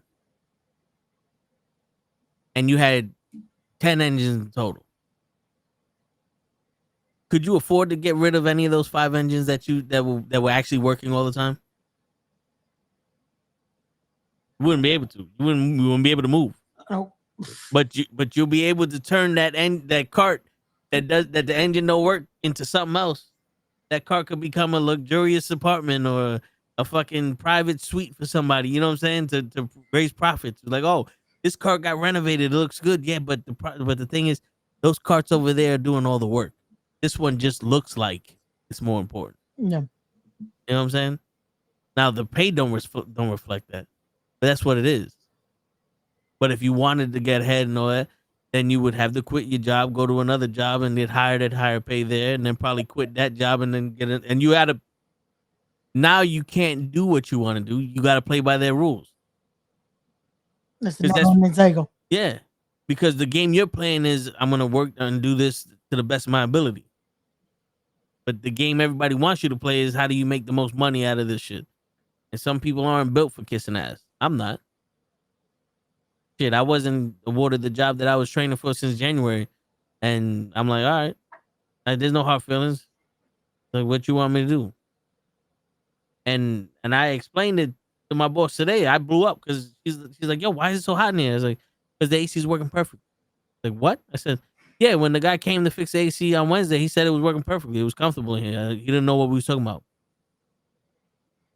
She's like, but it's so muggy. I said, no, I don't get confused by the sweat and me being exhausted. It's perfect out here. I'm fucking shivering.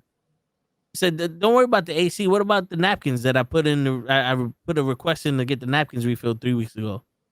Like, how come you don't call these people? I do. They don't pick up the fucking phone. She called them. They didn't pick up the phone for her. Said, we're the redheaded stepchild over here. Like, we're supposed to get the floors mopped. We haven't got the floors mopped. We do everything ourselves. All I want is bags. Give me garbage bags so I can throw my garbage out. And some napkins. And then shut the fuck up. This is all I'm asking for. I will never ask you to do your job. because that's the bare minimum. Yeah. You don't even do the bare minimum anymore. You know what I'm saying?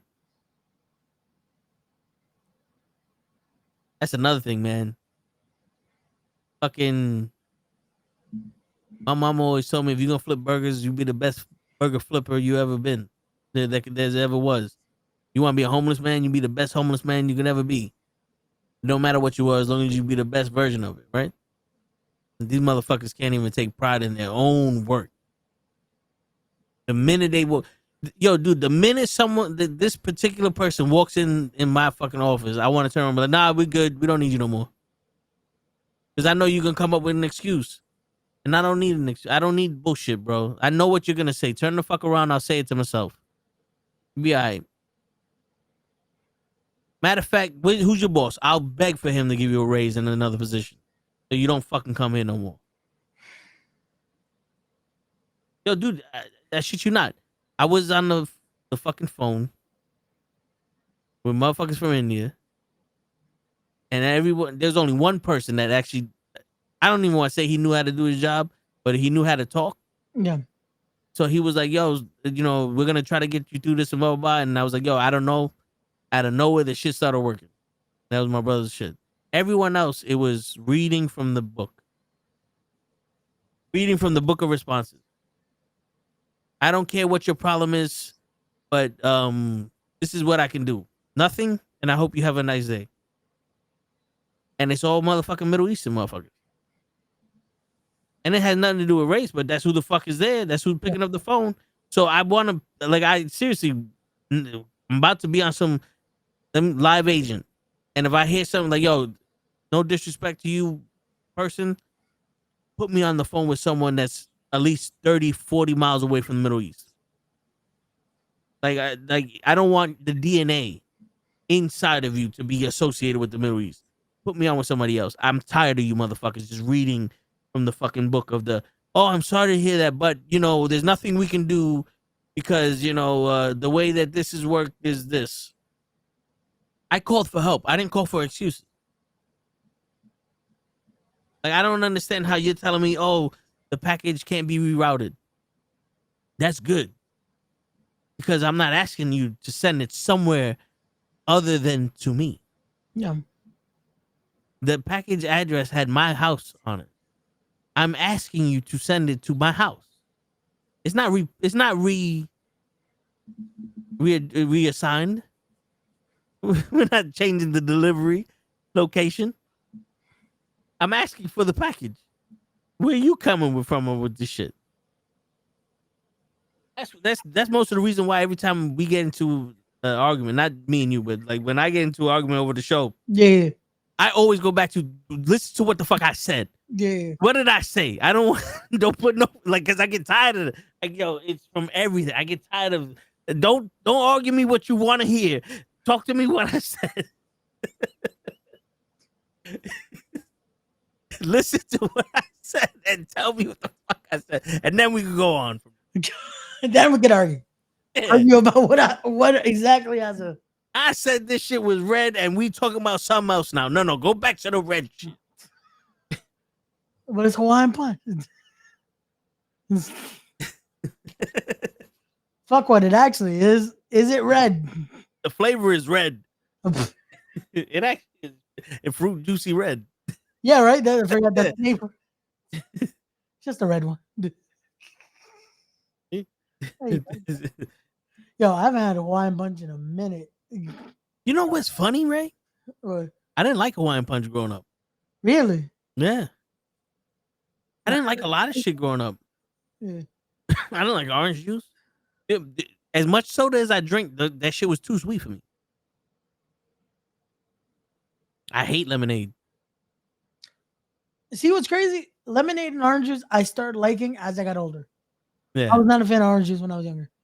Me neither. Like now, bro, I like it. Lemonade too. Like I don't know why I used to think it was too tart and sour. Now it's like I like it. It might also be because I got used to like having sour things because of like drinking and stuff like that. That's like, yeah, this ain't bad. It has a nice like. pink Like, lemonade. This my cousin gave me the other day. It's a Sour Patch like liquid candy. Ah, And he was like, yo, this is too sour. I'm like, let me try. Bro. Nope. Shit is fucking. I was like, okay, this is gonna take me a while to finish because to me it's too fucking sweet. I was like, it's not sour at all. Like it has the tartness. Like if there's like a little bit of citric acid in it. Yeah. But outside of that, it's like this is just pure sugar. Yeah, pretty much. Shit. No, man. It's funny. I got the show Gigi's on in the background, and I'm You got watching the indie show Gigi's at because she went to Hog tonight. Oh, okay.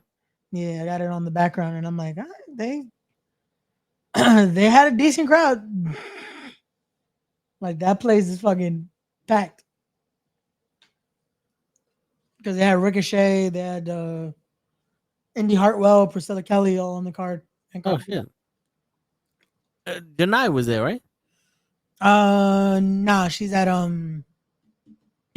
GCW, yeah, for Okay, yeah. emo fight. Yeah, I saw the picture. I forgot. I just got confused with what was what. Yeah, bro. There's a lot of shows going on tonight. There's tonight, tomorrow. Taking and then- advantage of SummerSlam. Yeah, Shit. that's what people were asking. Was I gonna try to do it? I'm like, nah, I'm okay. I'm not gonna try to compete with 50 other motherfuckers that are gonna try to run this weekend. But look at the shit that they got to do to compete. Bro, you have to fucking like The amount of money they bring spend on everyone. Ricochet and Yeah, bro, you have to bring everybody. Like in order to fucking try to make money, and that's the thing too. That's like again, certain promotions are lucky enough they'll make the money back. You know, like they'll make the money on these shows because if they sell it at this price point, they do this. But it's also like the risk is fucking sometimes not worth the reward. Cause like, bro, it's thousands of dollars you're spending to then be like, well, hopefully we make something back. Like tomorrow with the announcement, like tickets are going up a little bit more. Just to we gotta average out to break a little, try to break even. no, I hate. Like especially with this one, we're trying to make it different. You know, like this one's gonna hopefully have some cool shit on there. Even though the last one had cool shit too. Like again, fucking Respect was great, but No Escape's about to be it's gonna keep everyone waiting for the next one, you know? Like this one's gonna be like, oh shit. And then when we come back in 2026, people are gonna be like, all right, so what's next? You know? Word. You're gonna introduce the first ever quadruples team championship. 4-man tag. Let's get to the regular tag titles first. Fuck that. We need 8-man tag elimination matches starting now. Oh, Jesus Christ. My graphic designer would hate me. It's funny because the last time I'm like, don't worry, we won't have another scramble. I start booking the show and I'm like, fuck, I'm gonna have to have another scramble. It's not a tag scramble, but we're gonna need to have at least a scramble. 25 people. At that point, I'm fucking doing a Royal Rumble. Which we might next year. I keep saying I won't, but I feel like next year we probably have to do one, like just for the fuck of it. Because who doesn't like a Rumble? Who doesn't like a good Royal Rumble? Word. But we'll make it worthwhile. Even I'll get in the motherfucker. Tell gonna be number 17. Come out. That's my age. You know what he's gonna do? He's gonna do the fucking bushwhacker entrance though. Gets in the ring, gets right the fuck out. Yeah, you fuck around, but if that's what I gotta do, then that's what I gotta do. I'm like Chelsea Green. I don't care. Yeah, yo.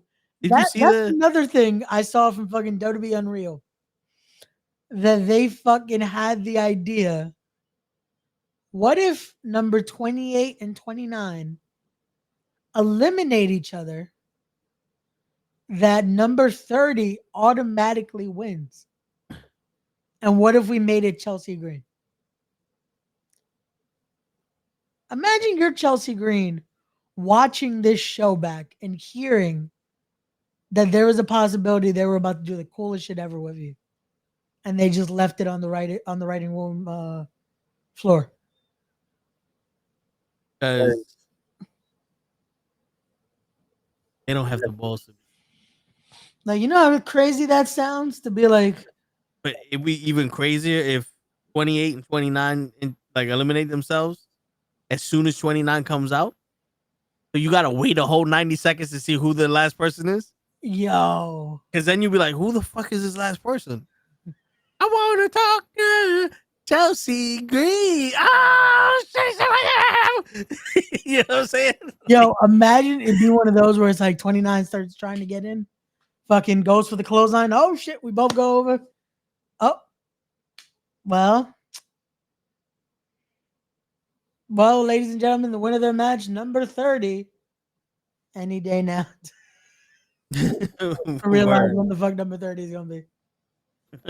Like, but no, that works. That definitely would work.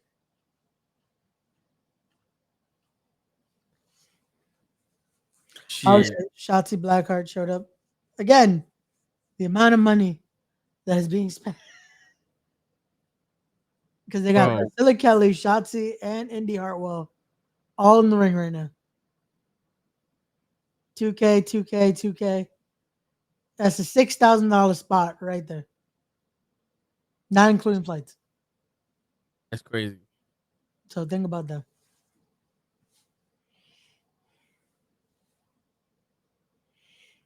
I mean, how much are the tickets? I feel like their front row is at 100 already.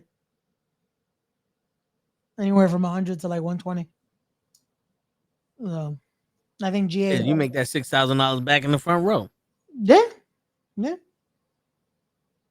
But still, that's It's still crazy though. You know, like it's again, you gotta hope to be able to make that back. Because that's just one spot. Then it's like the other matches, like they're booking Ricochet and they're booking this, that it's like you're looking at the price point that shows anywhere from fucking 20 to 30 grand right there. yeah. Like so.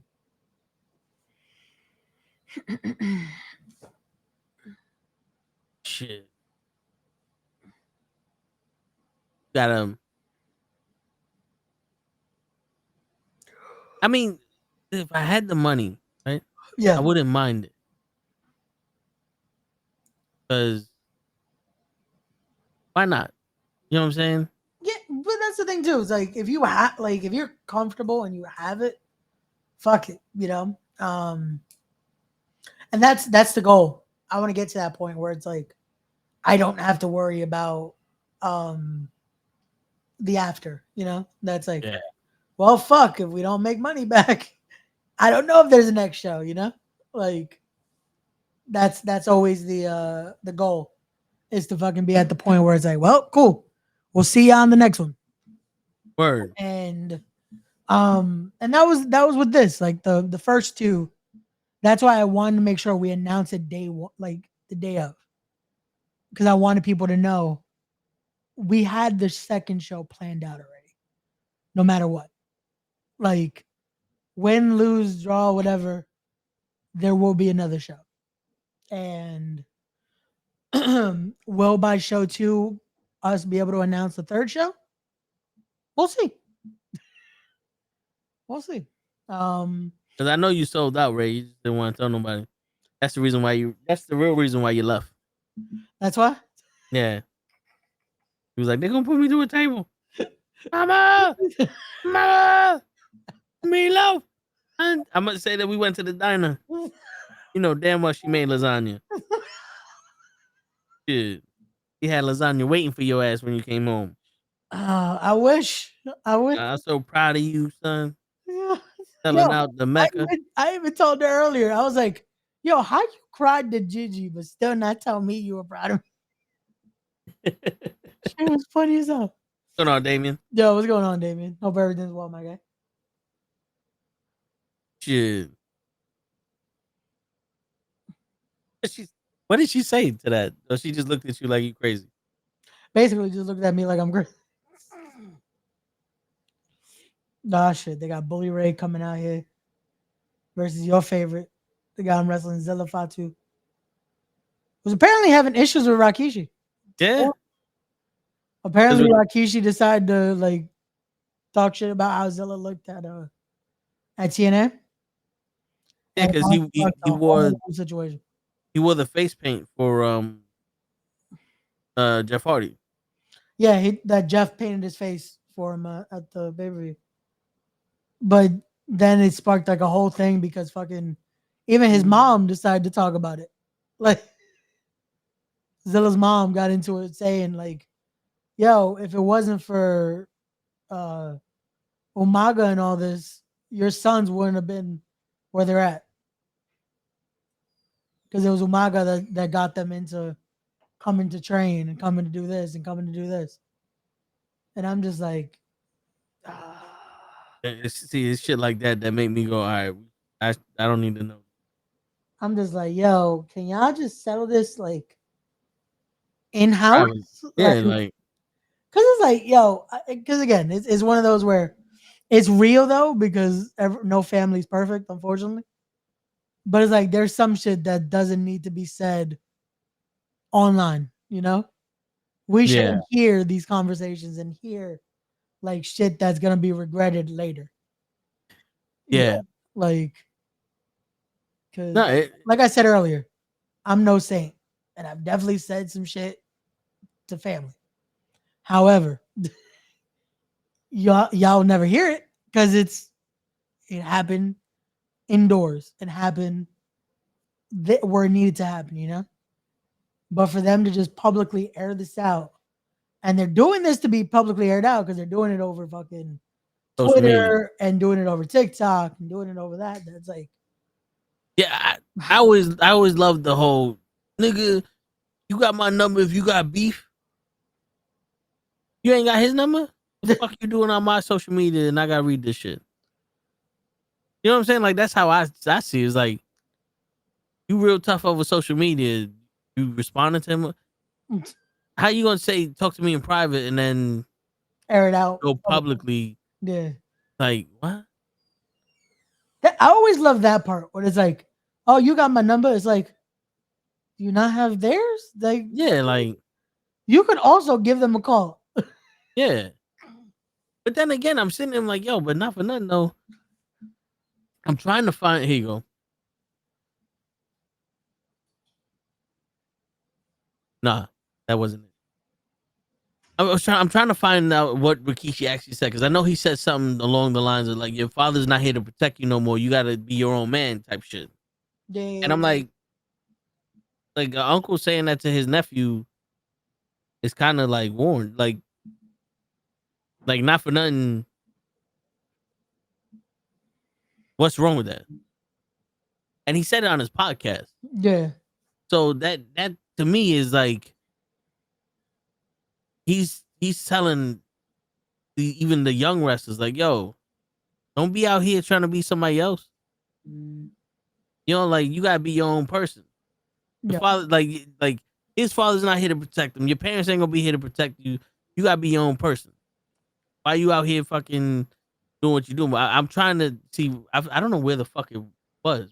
Was it on Instagram or TikTok, Facebook? I I don't thought give a shit. over Twitter a post about it earlier. Yeah. Hey, I heard your comments about W Unreal. I see what you mean from a wrestling promotion aspect, but as a wrestling fan, I don't see anything wrong. Well, Damon, again, I get people know the kayfabe side of it, and they know this and they know that. However, there's a lot of things that shouldn't be known. Like that was the whole point of our discussion yesterday. That's like there's things that still shouldn't be just put out there. Like I don't feel like there should be known how produced things are and how fucking like to a T things are. Like yes, it's predetermined. People know this. But to know the degree that some of the production side of it goes, I'm sorry. Like I still feel like that should be protected. In a sport that hasn't been protected in fucking decades, I still feel like there's certain things that should be protected just because you want to preserve the magic of it, you know? But yeah. And even me, like I don't need to see Rhea reciting the fucking match in the back and then telling fucking Damian Priest what the match is, and Damian Priest going, it's a lot. Better to cut it because might not get time. And like, I don't need to see that. But Chelsea Green going in the back, like, yo, I don't care about looking like an asshole. They pay me a lot of money to look like an asshole. You know what I'm saying? Yeah. Like that someone's like, okay, now you're getting me invested in Chelsea Green. I can connect with her and I can see where she's coming from as a performer. Triple H doing the whole, yo, is he hurt? Is he all right? Is everybody okay? I get that because you got to be in the back. You know, you got to run the shit. You got to make sure everything is safe for the rest as possible. Yeah. But when you're literally going, all right, he's going to look up at the cage, make sure that he's there. I don't need to know that you know that much. Exactly. Especially when so many people are like, oh, we call it on the fly. I mean, do you stand on the fly when they tell you what to do? Because I don't think you know what calling it on the fly means if someone else knows what the fuck you gonna do. Yeah, that doesn't sound like on the fly. Like, Yeah.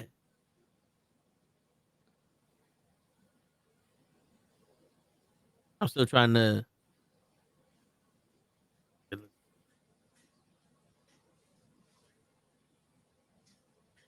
The fuck you so Ricky?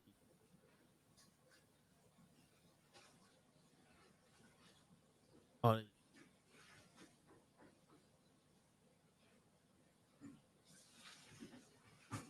nope.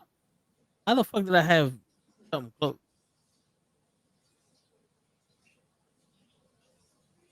Nope. Wait, you know how to spell Rikishi? Rikishi.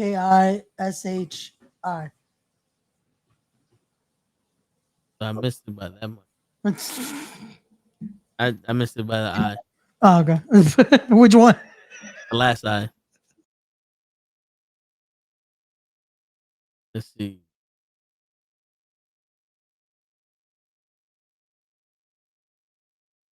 Fuck it. Where's Jad at? What?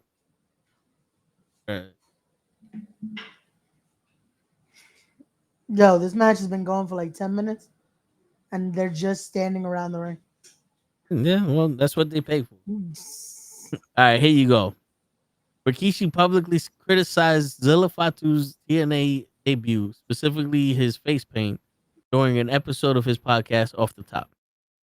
Rikishi questioned the choice of face paint, suggesting it was too reminiscent of Jeff Hardy and didn't help Zilla's establish his own identity. He implied that Zilla should focus on building his own brand instead of trying to emulate others. Even though Jeff Hardy was friends with Zilla's father, Umaga, Zilla responded by criticizing Rikishi for airing his opinion publicly instead of privately. This video discusses Rikishi's comments about Zilla Fatu's face paint during his TNA debut. Fuck the video. I don't care.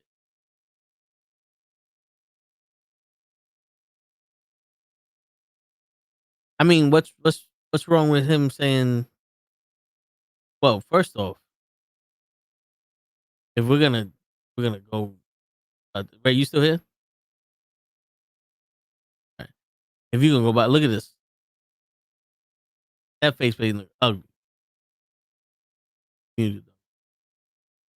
Yeah. That face paint look ugly.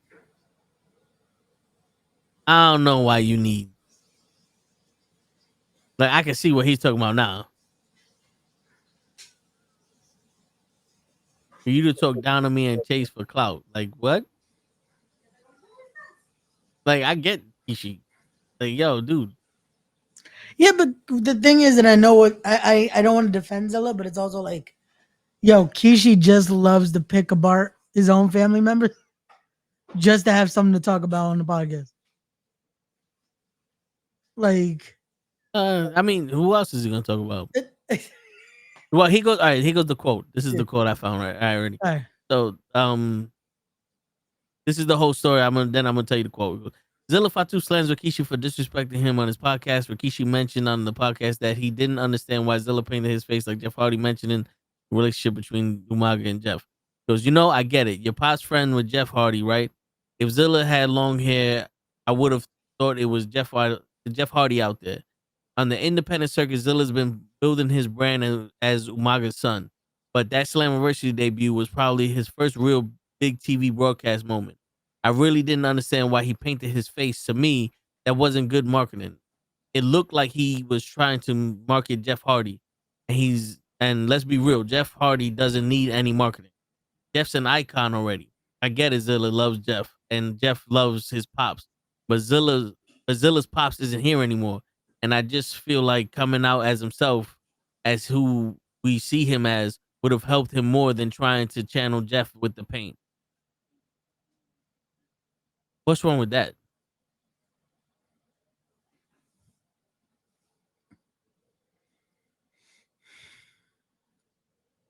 Like when it boils down to it, you take all the other bullshit out that people Yeah. could get offended with. And you know, I'm not a big fan of Keish because what he did to Kenny. Yeah. But when it boils down to it, all he said was, "Bro, why didn't you just come out as yourself?" And I think that's all he needed to say is, hey, that could have been it. Instead of mentioning the Jeff Hardy shit, mentioning all that, mentioning his pops. Well, he kind of did look like Jeff Hardy. He did. You said Jeff Hardy made his shit, right? Yeah, he's the one that painted it for him. All right. This is a Jeff Hardy mark. Like, all he needed to say was, hey, Neff, like, my opinion, I feel like you should have stood out a little more on your own. Like, that's all I need to say. But the fact that he went so into this, I feel like that's what it made it feel like more of it wasn't a criticism, it was an attack. I'm assuming that's how Zilla took it, you know? Again, I understand. Well, the fact that he said your pops ain't here no more, he got personal. Yeah. But to be honest with you, like if it gets taken out of context. This is where I'm talking about words hurt people. What Kishi said was, I understand you love Jeff, and Jeff loved your pops, but your pops ain't here no more. So why don't you come out as Umaga's son like you was coming out in the indie circuit? Yeah. Why'd you have to come out looking like Jeff? You know what I'm saying? No, and I get that. Like I said, it's the it's the phrasing, but also it being taken out of context. Yeah. And that's the thing. And I would assume Zilla also, before commenting, also heard the whole thing. So it's like still, it's like I said, it's a lot of things that could have been dealt with in-house. Because it's also, again, yes, Rakishi likes to comment about all this. We've also talked about how much he might get Jay and Jimmy in trouble and Solo in trouble at this point because the amount of shit he fucking says. But it's like it was just like, bro, there's the thin line. Like making it a little personal with the pop situation. That's where I get if Zilla got offended, because it's also like, cool, yes, he should be his own brand. He should be this. But it's like, it's also at the same token, he wanted to do something cool. He thought, oh, he's a Jeff Hardy fan. Jeff Hardy's there. Jeff Hardy probably offered, like, hey, you want me to do this for you? Like, because he's done it for him at Fourth Rope, because the Hardys work for West Side Guns promotion as well. Okay. So it's one of those, like, just to do something a little different. But at the same token, it's all, like I said, I feel like it went very overboard to the fact of like his Zilla's mom going nuts on TikTok, bringing up, oh, if it wasn't for me feeding your kids for like 9 months while they were over here, that they were here eating, we took them to the gym, make sure they ate, showered, take them to Booker T. And it's like, all right, cool. I hate to be that person, but don't count favors. You know, what does that have to do with him's face paint? But that's what I'm saying, though. That's like, bro, it went so overboard that I'm like, why are we bringing that up? You did that. Well, no, I shouldn't even say she did that. Umaga did that because he cared about his nephews. Yeah. And he wanted to make sure they get the opportunity that they wanted. So what the fuck? Why do you have to bring it up? Unfortunately, it's known. Rakishi and his sons, they have a relationship. Is it a perfect relationship? No. But you don't have to dig at that. He didn't mention in Umaga in the baddest in a bad way either. All he said was, unfortunately, your pops isn't here anymore. So you got to stand out for him and you. Because Umaga can't stand up for himself now, you know? Yeah. That's all it was. But again, things are taken out of proportion because people like to tweet. People like to fucking give their opinions. And I can imagine before he even heard the real quote, Zilla's seeing 50 variations of it. You know what I'm saying? Like people are fucking, oh, you heard what he said, you heard what he said. And it's like, oh, what'd he say? And before he can actually get the actual tweet or the actual statement, summarize. Or not even the actual take. It'll be something completely different. Like it's like you said, before you have the argument, listen to what was actually said. Yeah, because my man came back, you coming out for clout. What? Wait, Nothing he said was clout chasing. So that's the thing. He said that, and it's like this wasn't the argument to have for this certain point. Yeah, like listen to what the fuck I said. Because we know Rikishi is a clout chaser, unfortunately, nowadays. Because he has, bro. Every time it's about his sons, it's somehow the whole Samoan dynasty should have gold in Rikishi's eyes. Like that's what he likes to clickbait about how this and this and this. And it's funny because when Jay won the Rumble, his live stream for it sucked. Because it felt like, you've been talking this whole time about how your son should be at this spot. And it seems like Chavo Guerrero cared more that your son won the Rumble. Like, where's the emotion then? Like, you were more worried about showing who's at this pay-per-view party you're at than, your son just won the Rumble and is going to WrestleMania. So it's like, yes, Rikishi does like the clout. However, context, young Padawan. This wasn't the time to be like, you're saying this for clout. Like, it's true. So that's a lesson to anyone. Like, if you're gonna have an argument with someone, make sure your rebuttal also fits the conversation. Like, Word. You can bring in other information later, but make sure at least your first strike back makes sense. Listen. Yeah, because bro, we'll talk more about it off there, but like you can't just come out of nowhere, not knowing what the fuck anybody's talking about, and then just start yapping. Just start going at people. It's like, what the fuck is this? But it's like, listen, bro. And then he has a podcast, so I'm pretty sure somebody asked him about it, and that's his answer, right? And yeah, his co-host. Yeah, I mean, and his co-host the one. If anyone should be mad at out of that podcast, people should be mad at his co-host because he's the one that brings it up. It's like Booker T for Booker T's podcast. Yeah, that's the dude that's always there, and he'll bring up these topics. That is legit who people should be mad at. Be mad at the producer because that's what I want to call it. Like when I used to run a podcast called The Glory Days with one of my wrestling theos, Monster Mac. I never said it was my podcast. I would say I was a producer because I felt like it was more Mac's podcast. And I would bring up certain topics, like if he would have a legend on, like when he had Homicide on, I would bring up certain things like this. So if someone got offended by the conversation, unfortunately, if I pick the topic, it's on me. That's what people should be. But if I pick the topic, you know what I'm saying? Like that's how it should be. Like, hey, I'm the one that brought it up. And with this, it's the same thing. Like this dude brought up Zilla and brought up that situation. But again, no one listens to the context. No one listens to Rikishi didn't just choose the conversation, you know? Yeah. And that's usually how it goes with these things. That's never except when it comes to his sons. His sons, somehow he always goes into the conversation. But also, it's his sons. What if your own pops ain't gonna talk about you? Who the fuck is? This is what I'm saying is like, I don't care what the man says. Because if it's not for me, I'm not listening.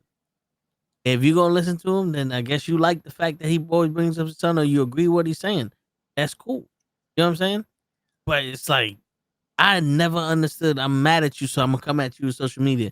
Now, if I don't have your number, then that's the only way I get at you. But even then, it's like it's not tough. Pull up on yo. One, I don't know why you so mad at that comment. Two, why'd your mother have to get it? Bags. Like, I'm like, why is mom bringing this this this shit up about his sons?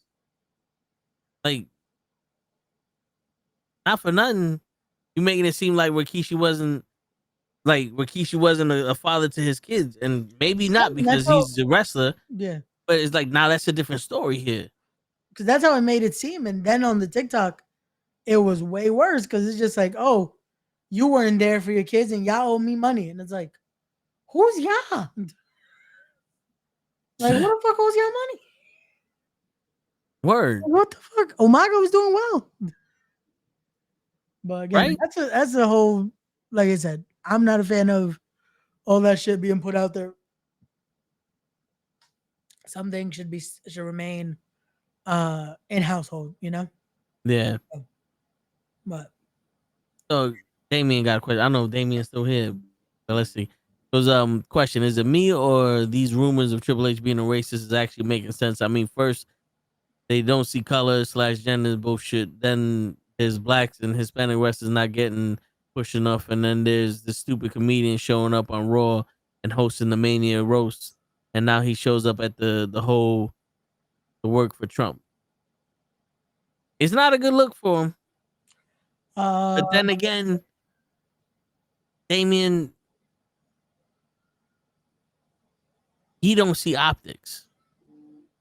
He's seeing the opportunity to make money and be powerful or whatever the fuck opportunity he's seeing. Right? The last thing he's thinking about is everyone who's being hurt by this man. Because he don't care. It don't affect him. Nothing, people don't care about shit that don't affect them. If it's not affecting his race, his family, or his money, it don't exist to them. It's like those people that live in the suburbs. They don't have to worry about crackheads in the street. Crackheads don't exist to them. So when they finally see a crackhead, it's like, ew, look at this fucking guy. He should be, what's wrong with you? Just stop taking crack. You know what I'm saying? When it's like, it's not that simple, but that's because they're not exposed to it. He's profiting off of pain, right? What did Chris Rock say, Ray? Only the white man can profit from pain. And that's what's happening. yeah. So now, is he a racist? I don't know. Like I said earlier, unfortunately, end of the day, unless you know the person, you don't know the person. I'm going to say this. I think Triple H just sees green. And what I mean by that is when he was a wrestler and he did that bullshit with Booker T, I think he realized he couldn't make as much money as he could have if he was wrestling someone else. Yeah.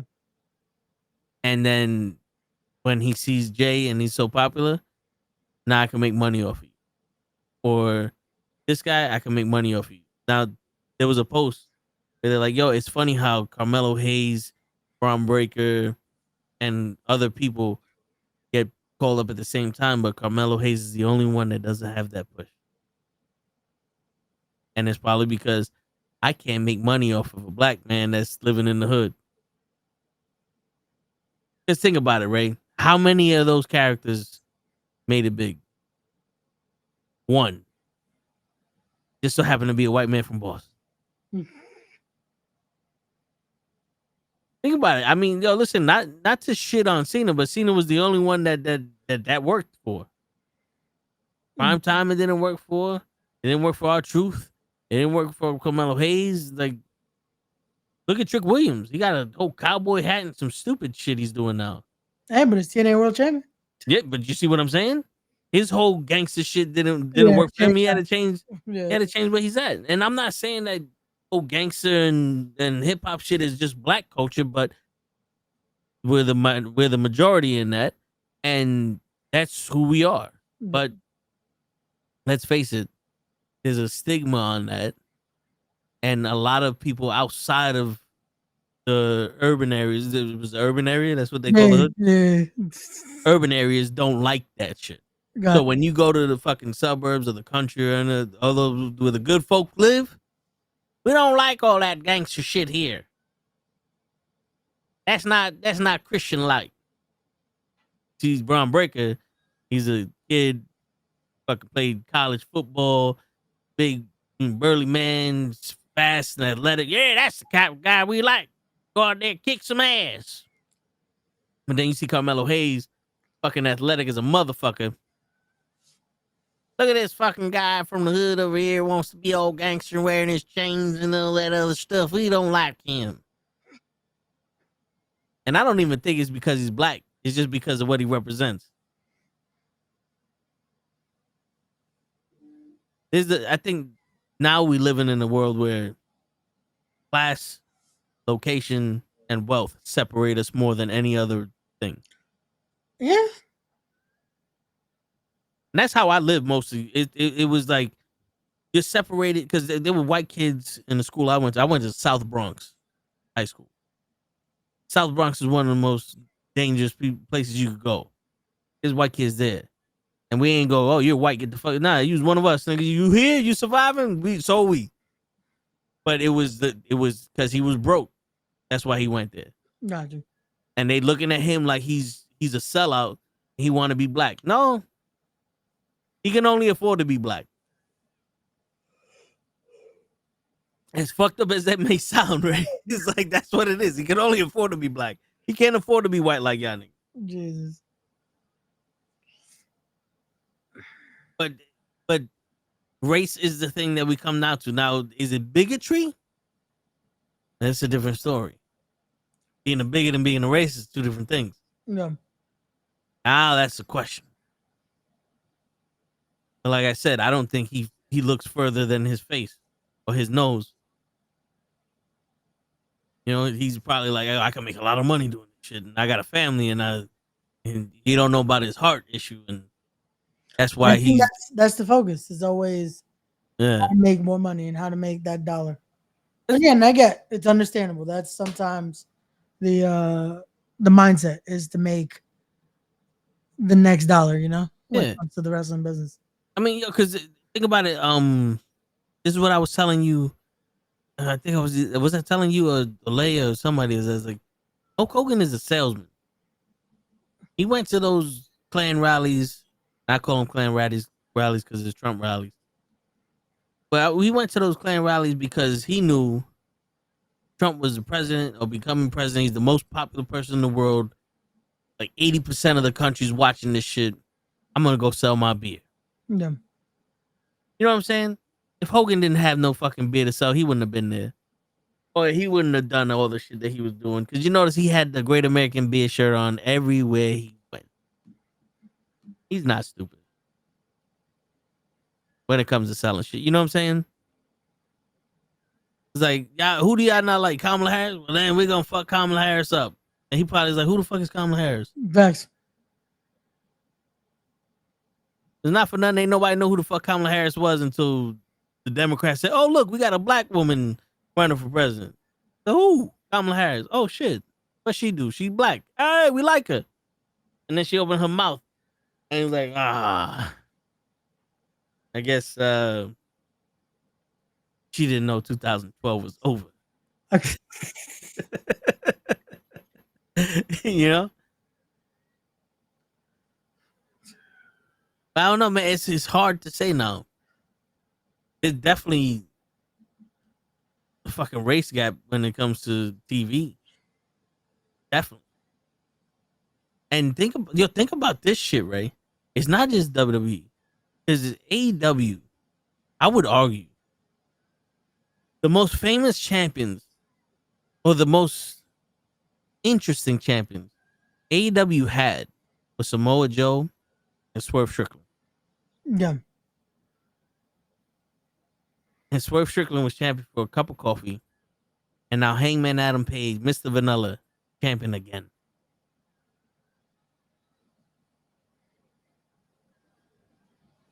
You know what I'm saying? Swerve Strickland was popular to a small group of people. So cowboy shit, popular to a large group. That large group of people dictates who becomes champion.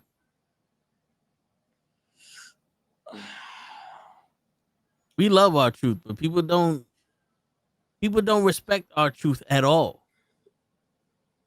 We love him because he's very good at what he decides to do in that ring. Yeah.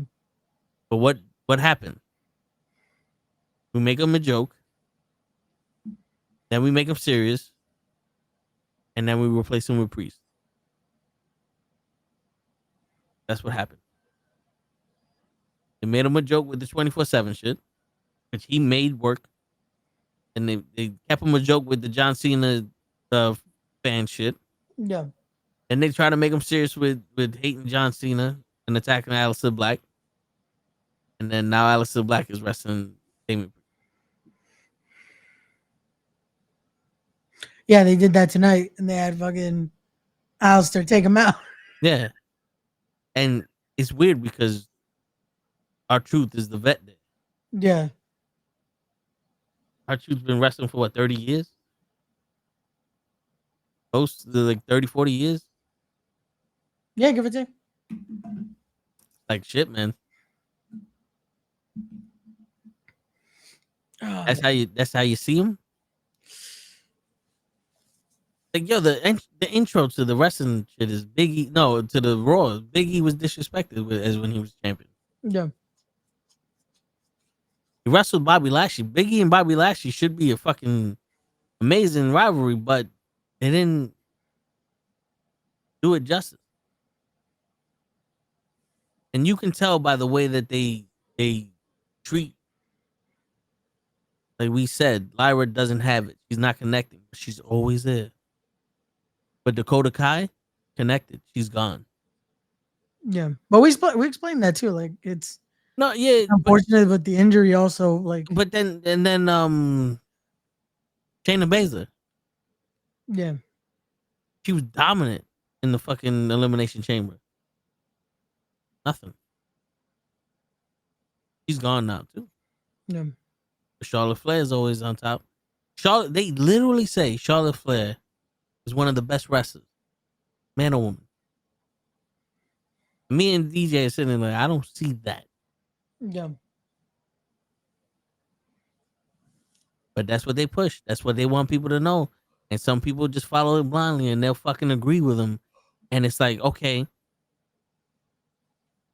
give me an example. Because to me, the best wrestlers in the world, like wrestlers, not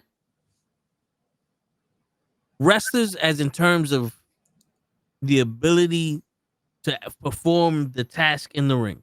Yeah. The best of those wrestlers can make anyone look good. Vis-a-vis Kurt Angle, Bret Hart, Yeah. Lance Storm, Shawn Michaels. Yeah. You know, they can look good. Hogan can make someone look good. You know? Now, what I define as wrestling now, that I'm older, wrestling is someone that can do everything. You know what I'm saying? Like you could be good all around. This is one thing I was telling Lay. Yeah. It's like I hear a lot of people talk about they do their homework. They're always working. They're always studying. It's blah blah blah. I'm like, all right, cool. You could wrestle. You got the wrestling down pat. But what part of your homework is developing your character? Because there's not a lot of work you put into that. Because you can't even tell me what your character is. How much work are you putting into talking to sell yourself? How much work are you putting in your appearance to look different than everyone else? How much work are you putting in to make me want to invest in you? These are all things that come with being a wrestler. Yeah. Like, because not for nothing, anyone can sit there and do a choke slam. Jelly Roll's doing. Yeah. You can show anyone to do a body slam, right? And they look good. How many people can connect with the crowd like Bryan Danielson? How many people can get a world and a nation to follow them like Stone Cold and Hulk Hogan and Cena? That's what I When are said you, earlier. or The Rock? Not everyone can do this. Like again, it's easy to teach the moves. Anyone can learn the moves, but it's the stuff that again people don't see and that Yeah. you shouldn't be seeing. You know what I mean? Mm-hmm. That's why with earlier when Damien brought up the comments I made about that Unreal thing, there's things that shouldn't be known because that's what really makes and separates the. Are you in this, or do you think you know how this is? No, Yeah. but yeah, man. Damien, Triple H, and Hulk Hogan knew each other for years on a personal level. Like, me and Ray know each other. He can call me by my real name, and we had personal conversations. So if something happened to me, he can pay a tribute to me as a person Yeah, and not just as toe tags. Terry Bollea as the person has hate from everybody, but if you love people, it doesn't matter how you tribute them. You know what I'm saying? Like, not for nothing. There's a lot of people that did fucked up shit, but they still got mamas, and their mamas love them unconditionally. yep, You know what I'm saying? So they're gonna pay tribute any way they can. yep. It doesn't mean, We saw what Jason's mom did for him. yeah, you know what I'm saying? Like in all honesty, he pays tribute to his friend. Yeah, It doesn't mean he's a fucking racist. yeah. Again, there's unfortunately other things that are showing that. That is not one of them. That is Yeah, just again. it's They like, also have to pay respect because of again the contributions he did for the company. yeah, Like it's like Kurt Angle's like, yo, I have to acknowledge Chris Benoit. Most of my best matches are Chris Benoit. yeah, It's like if I don't acknowledge Chris Benoit, then I'm not acknowledging like 3/4 of my career. yeah. But that don't make Kurt Angle a murderer. No, and that's the thing. It's not like he's agreeing with the sentiment. He's not agreeing with what's done. It's just again having to acknowledge the accolades of the person. Yeah, And like we said with Hogan, there's a lot of things that would not be here. This conversation probably wouldn't be happening because yeah. there's a lot that attribute to Hogan. But again, that whole conversation we've already had. We've had multiple of the episodes already. If you want to hear our full thoughts, it's out there from unfortunately. Was it the day of he passed or the day after that we had the conversation? I think it's I think it was the day of. day of, yeah. So you could tune into that, check out when we discussed it on Wrestling with Knuckleheads and gave again our in-depth thoughts on it all and No, the sticky situation. yeah, But yeah, because it was the Thursday that we were supposed to talk about the yeah, the show and then respect event. it, Yeah, it turned into that. Yeah. Which it was gonna turn into that because that was a whirlwind of yeah. breaking news. So it had to be spoken about. No, but I get it, yo. And like going back to the original topic, Yeah.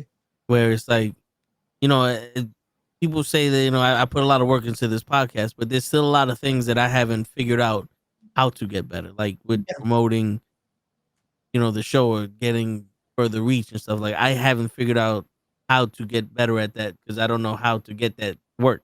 Yeah. You know what I'm saying?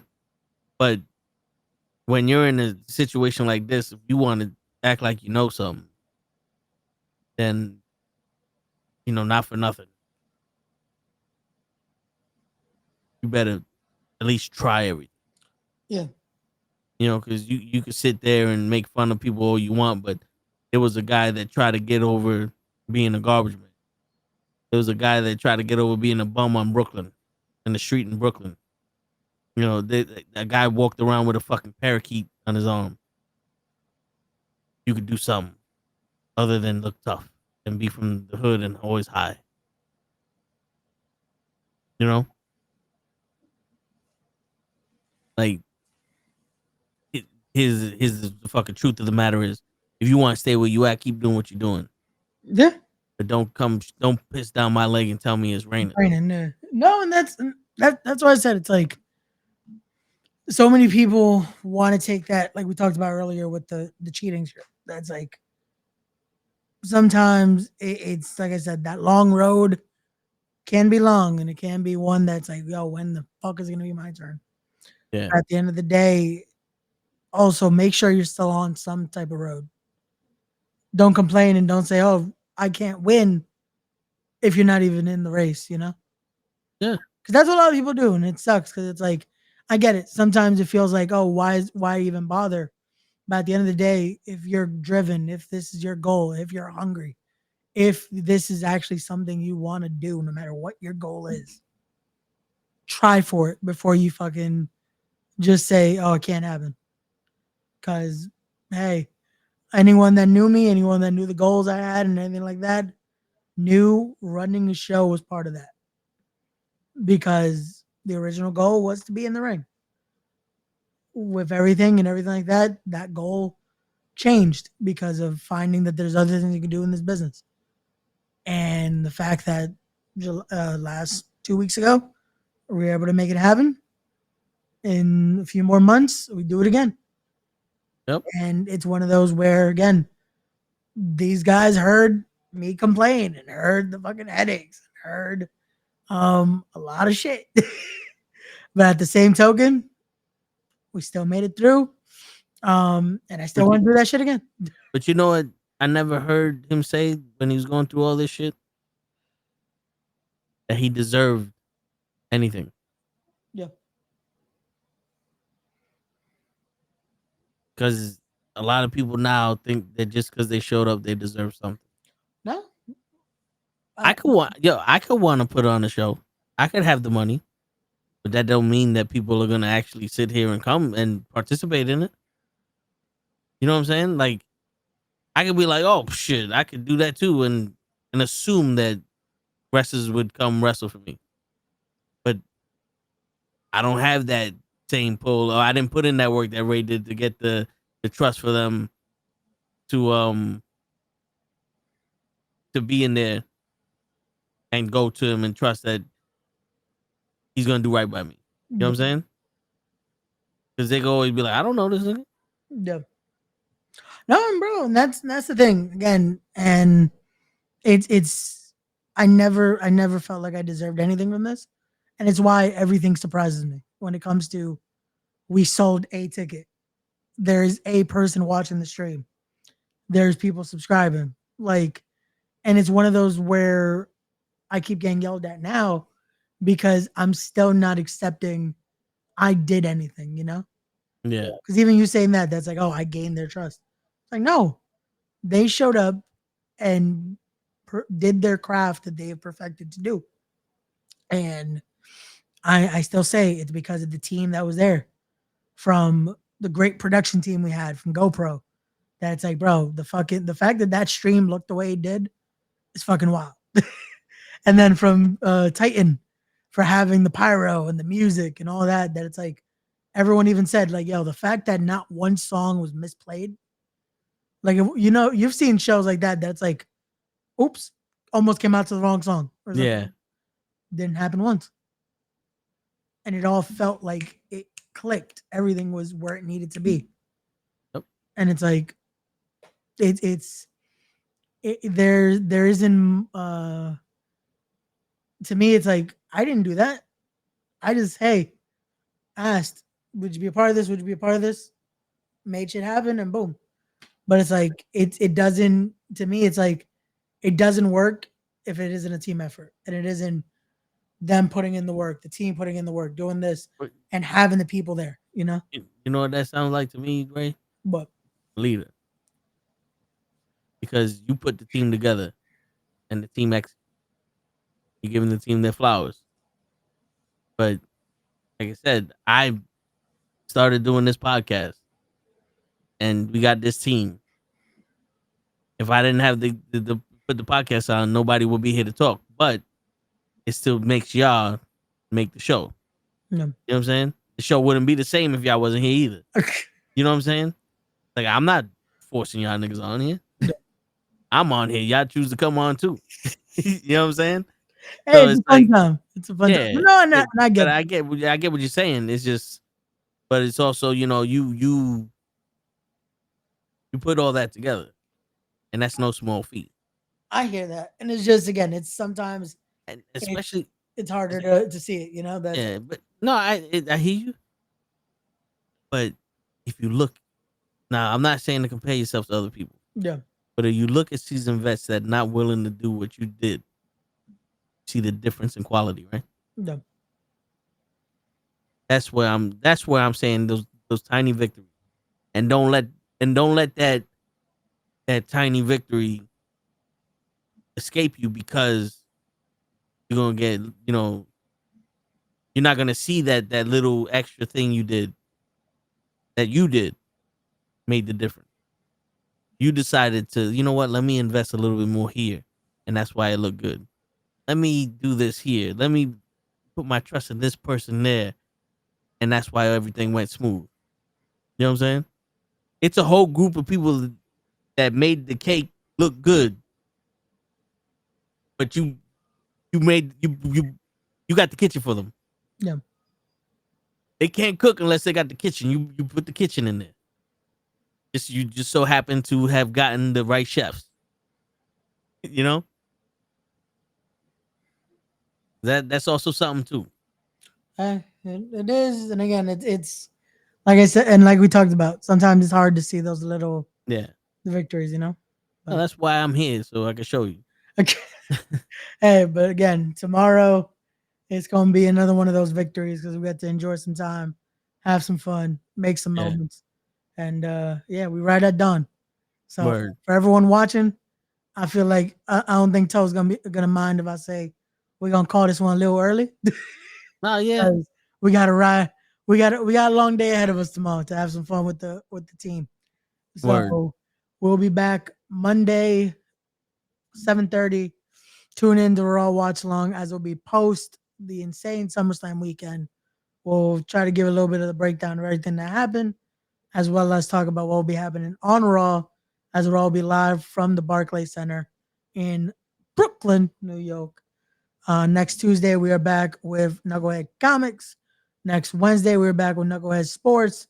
Then next Thursday, we are back once again with Wrestling with Knuckleheads, as I believe we'll be joined by the Brooklyn Outlaw Donovan. I got to confirm with Gigi. I believe she confirmed it for next Thursday.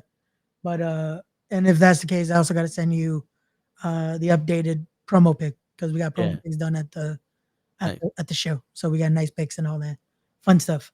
But yeah, but till then, Toe, take us home, my guy. Until then, it's a favorite, friendly neighborhood knuckleheads signing out. We're not your favorites. Not yet, at least. Yeah, word. Peace, everybody.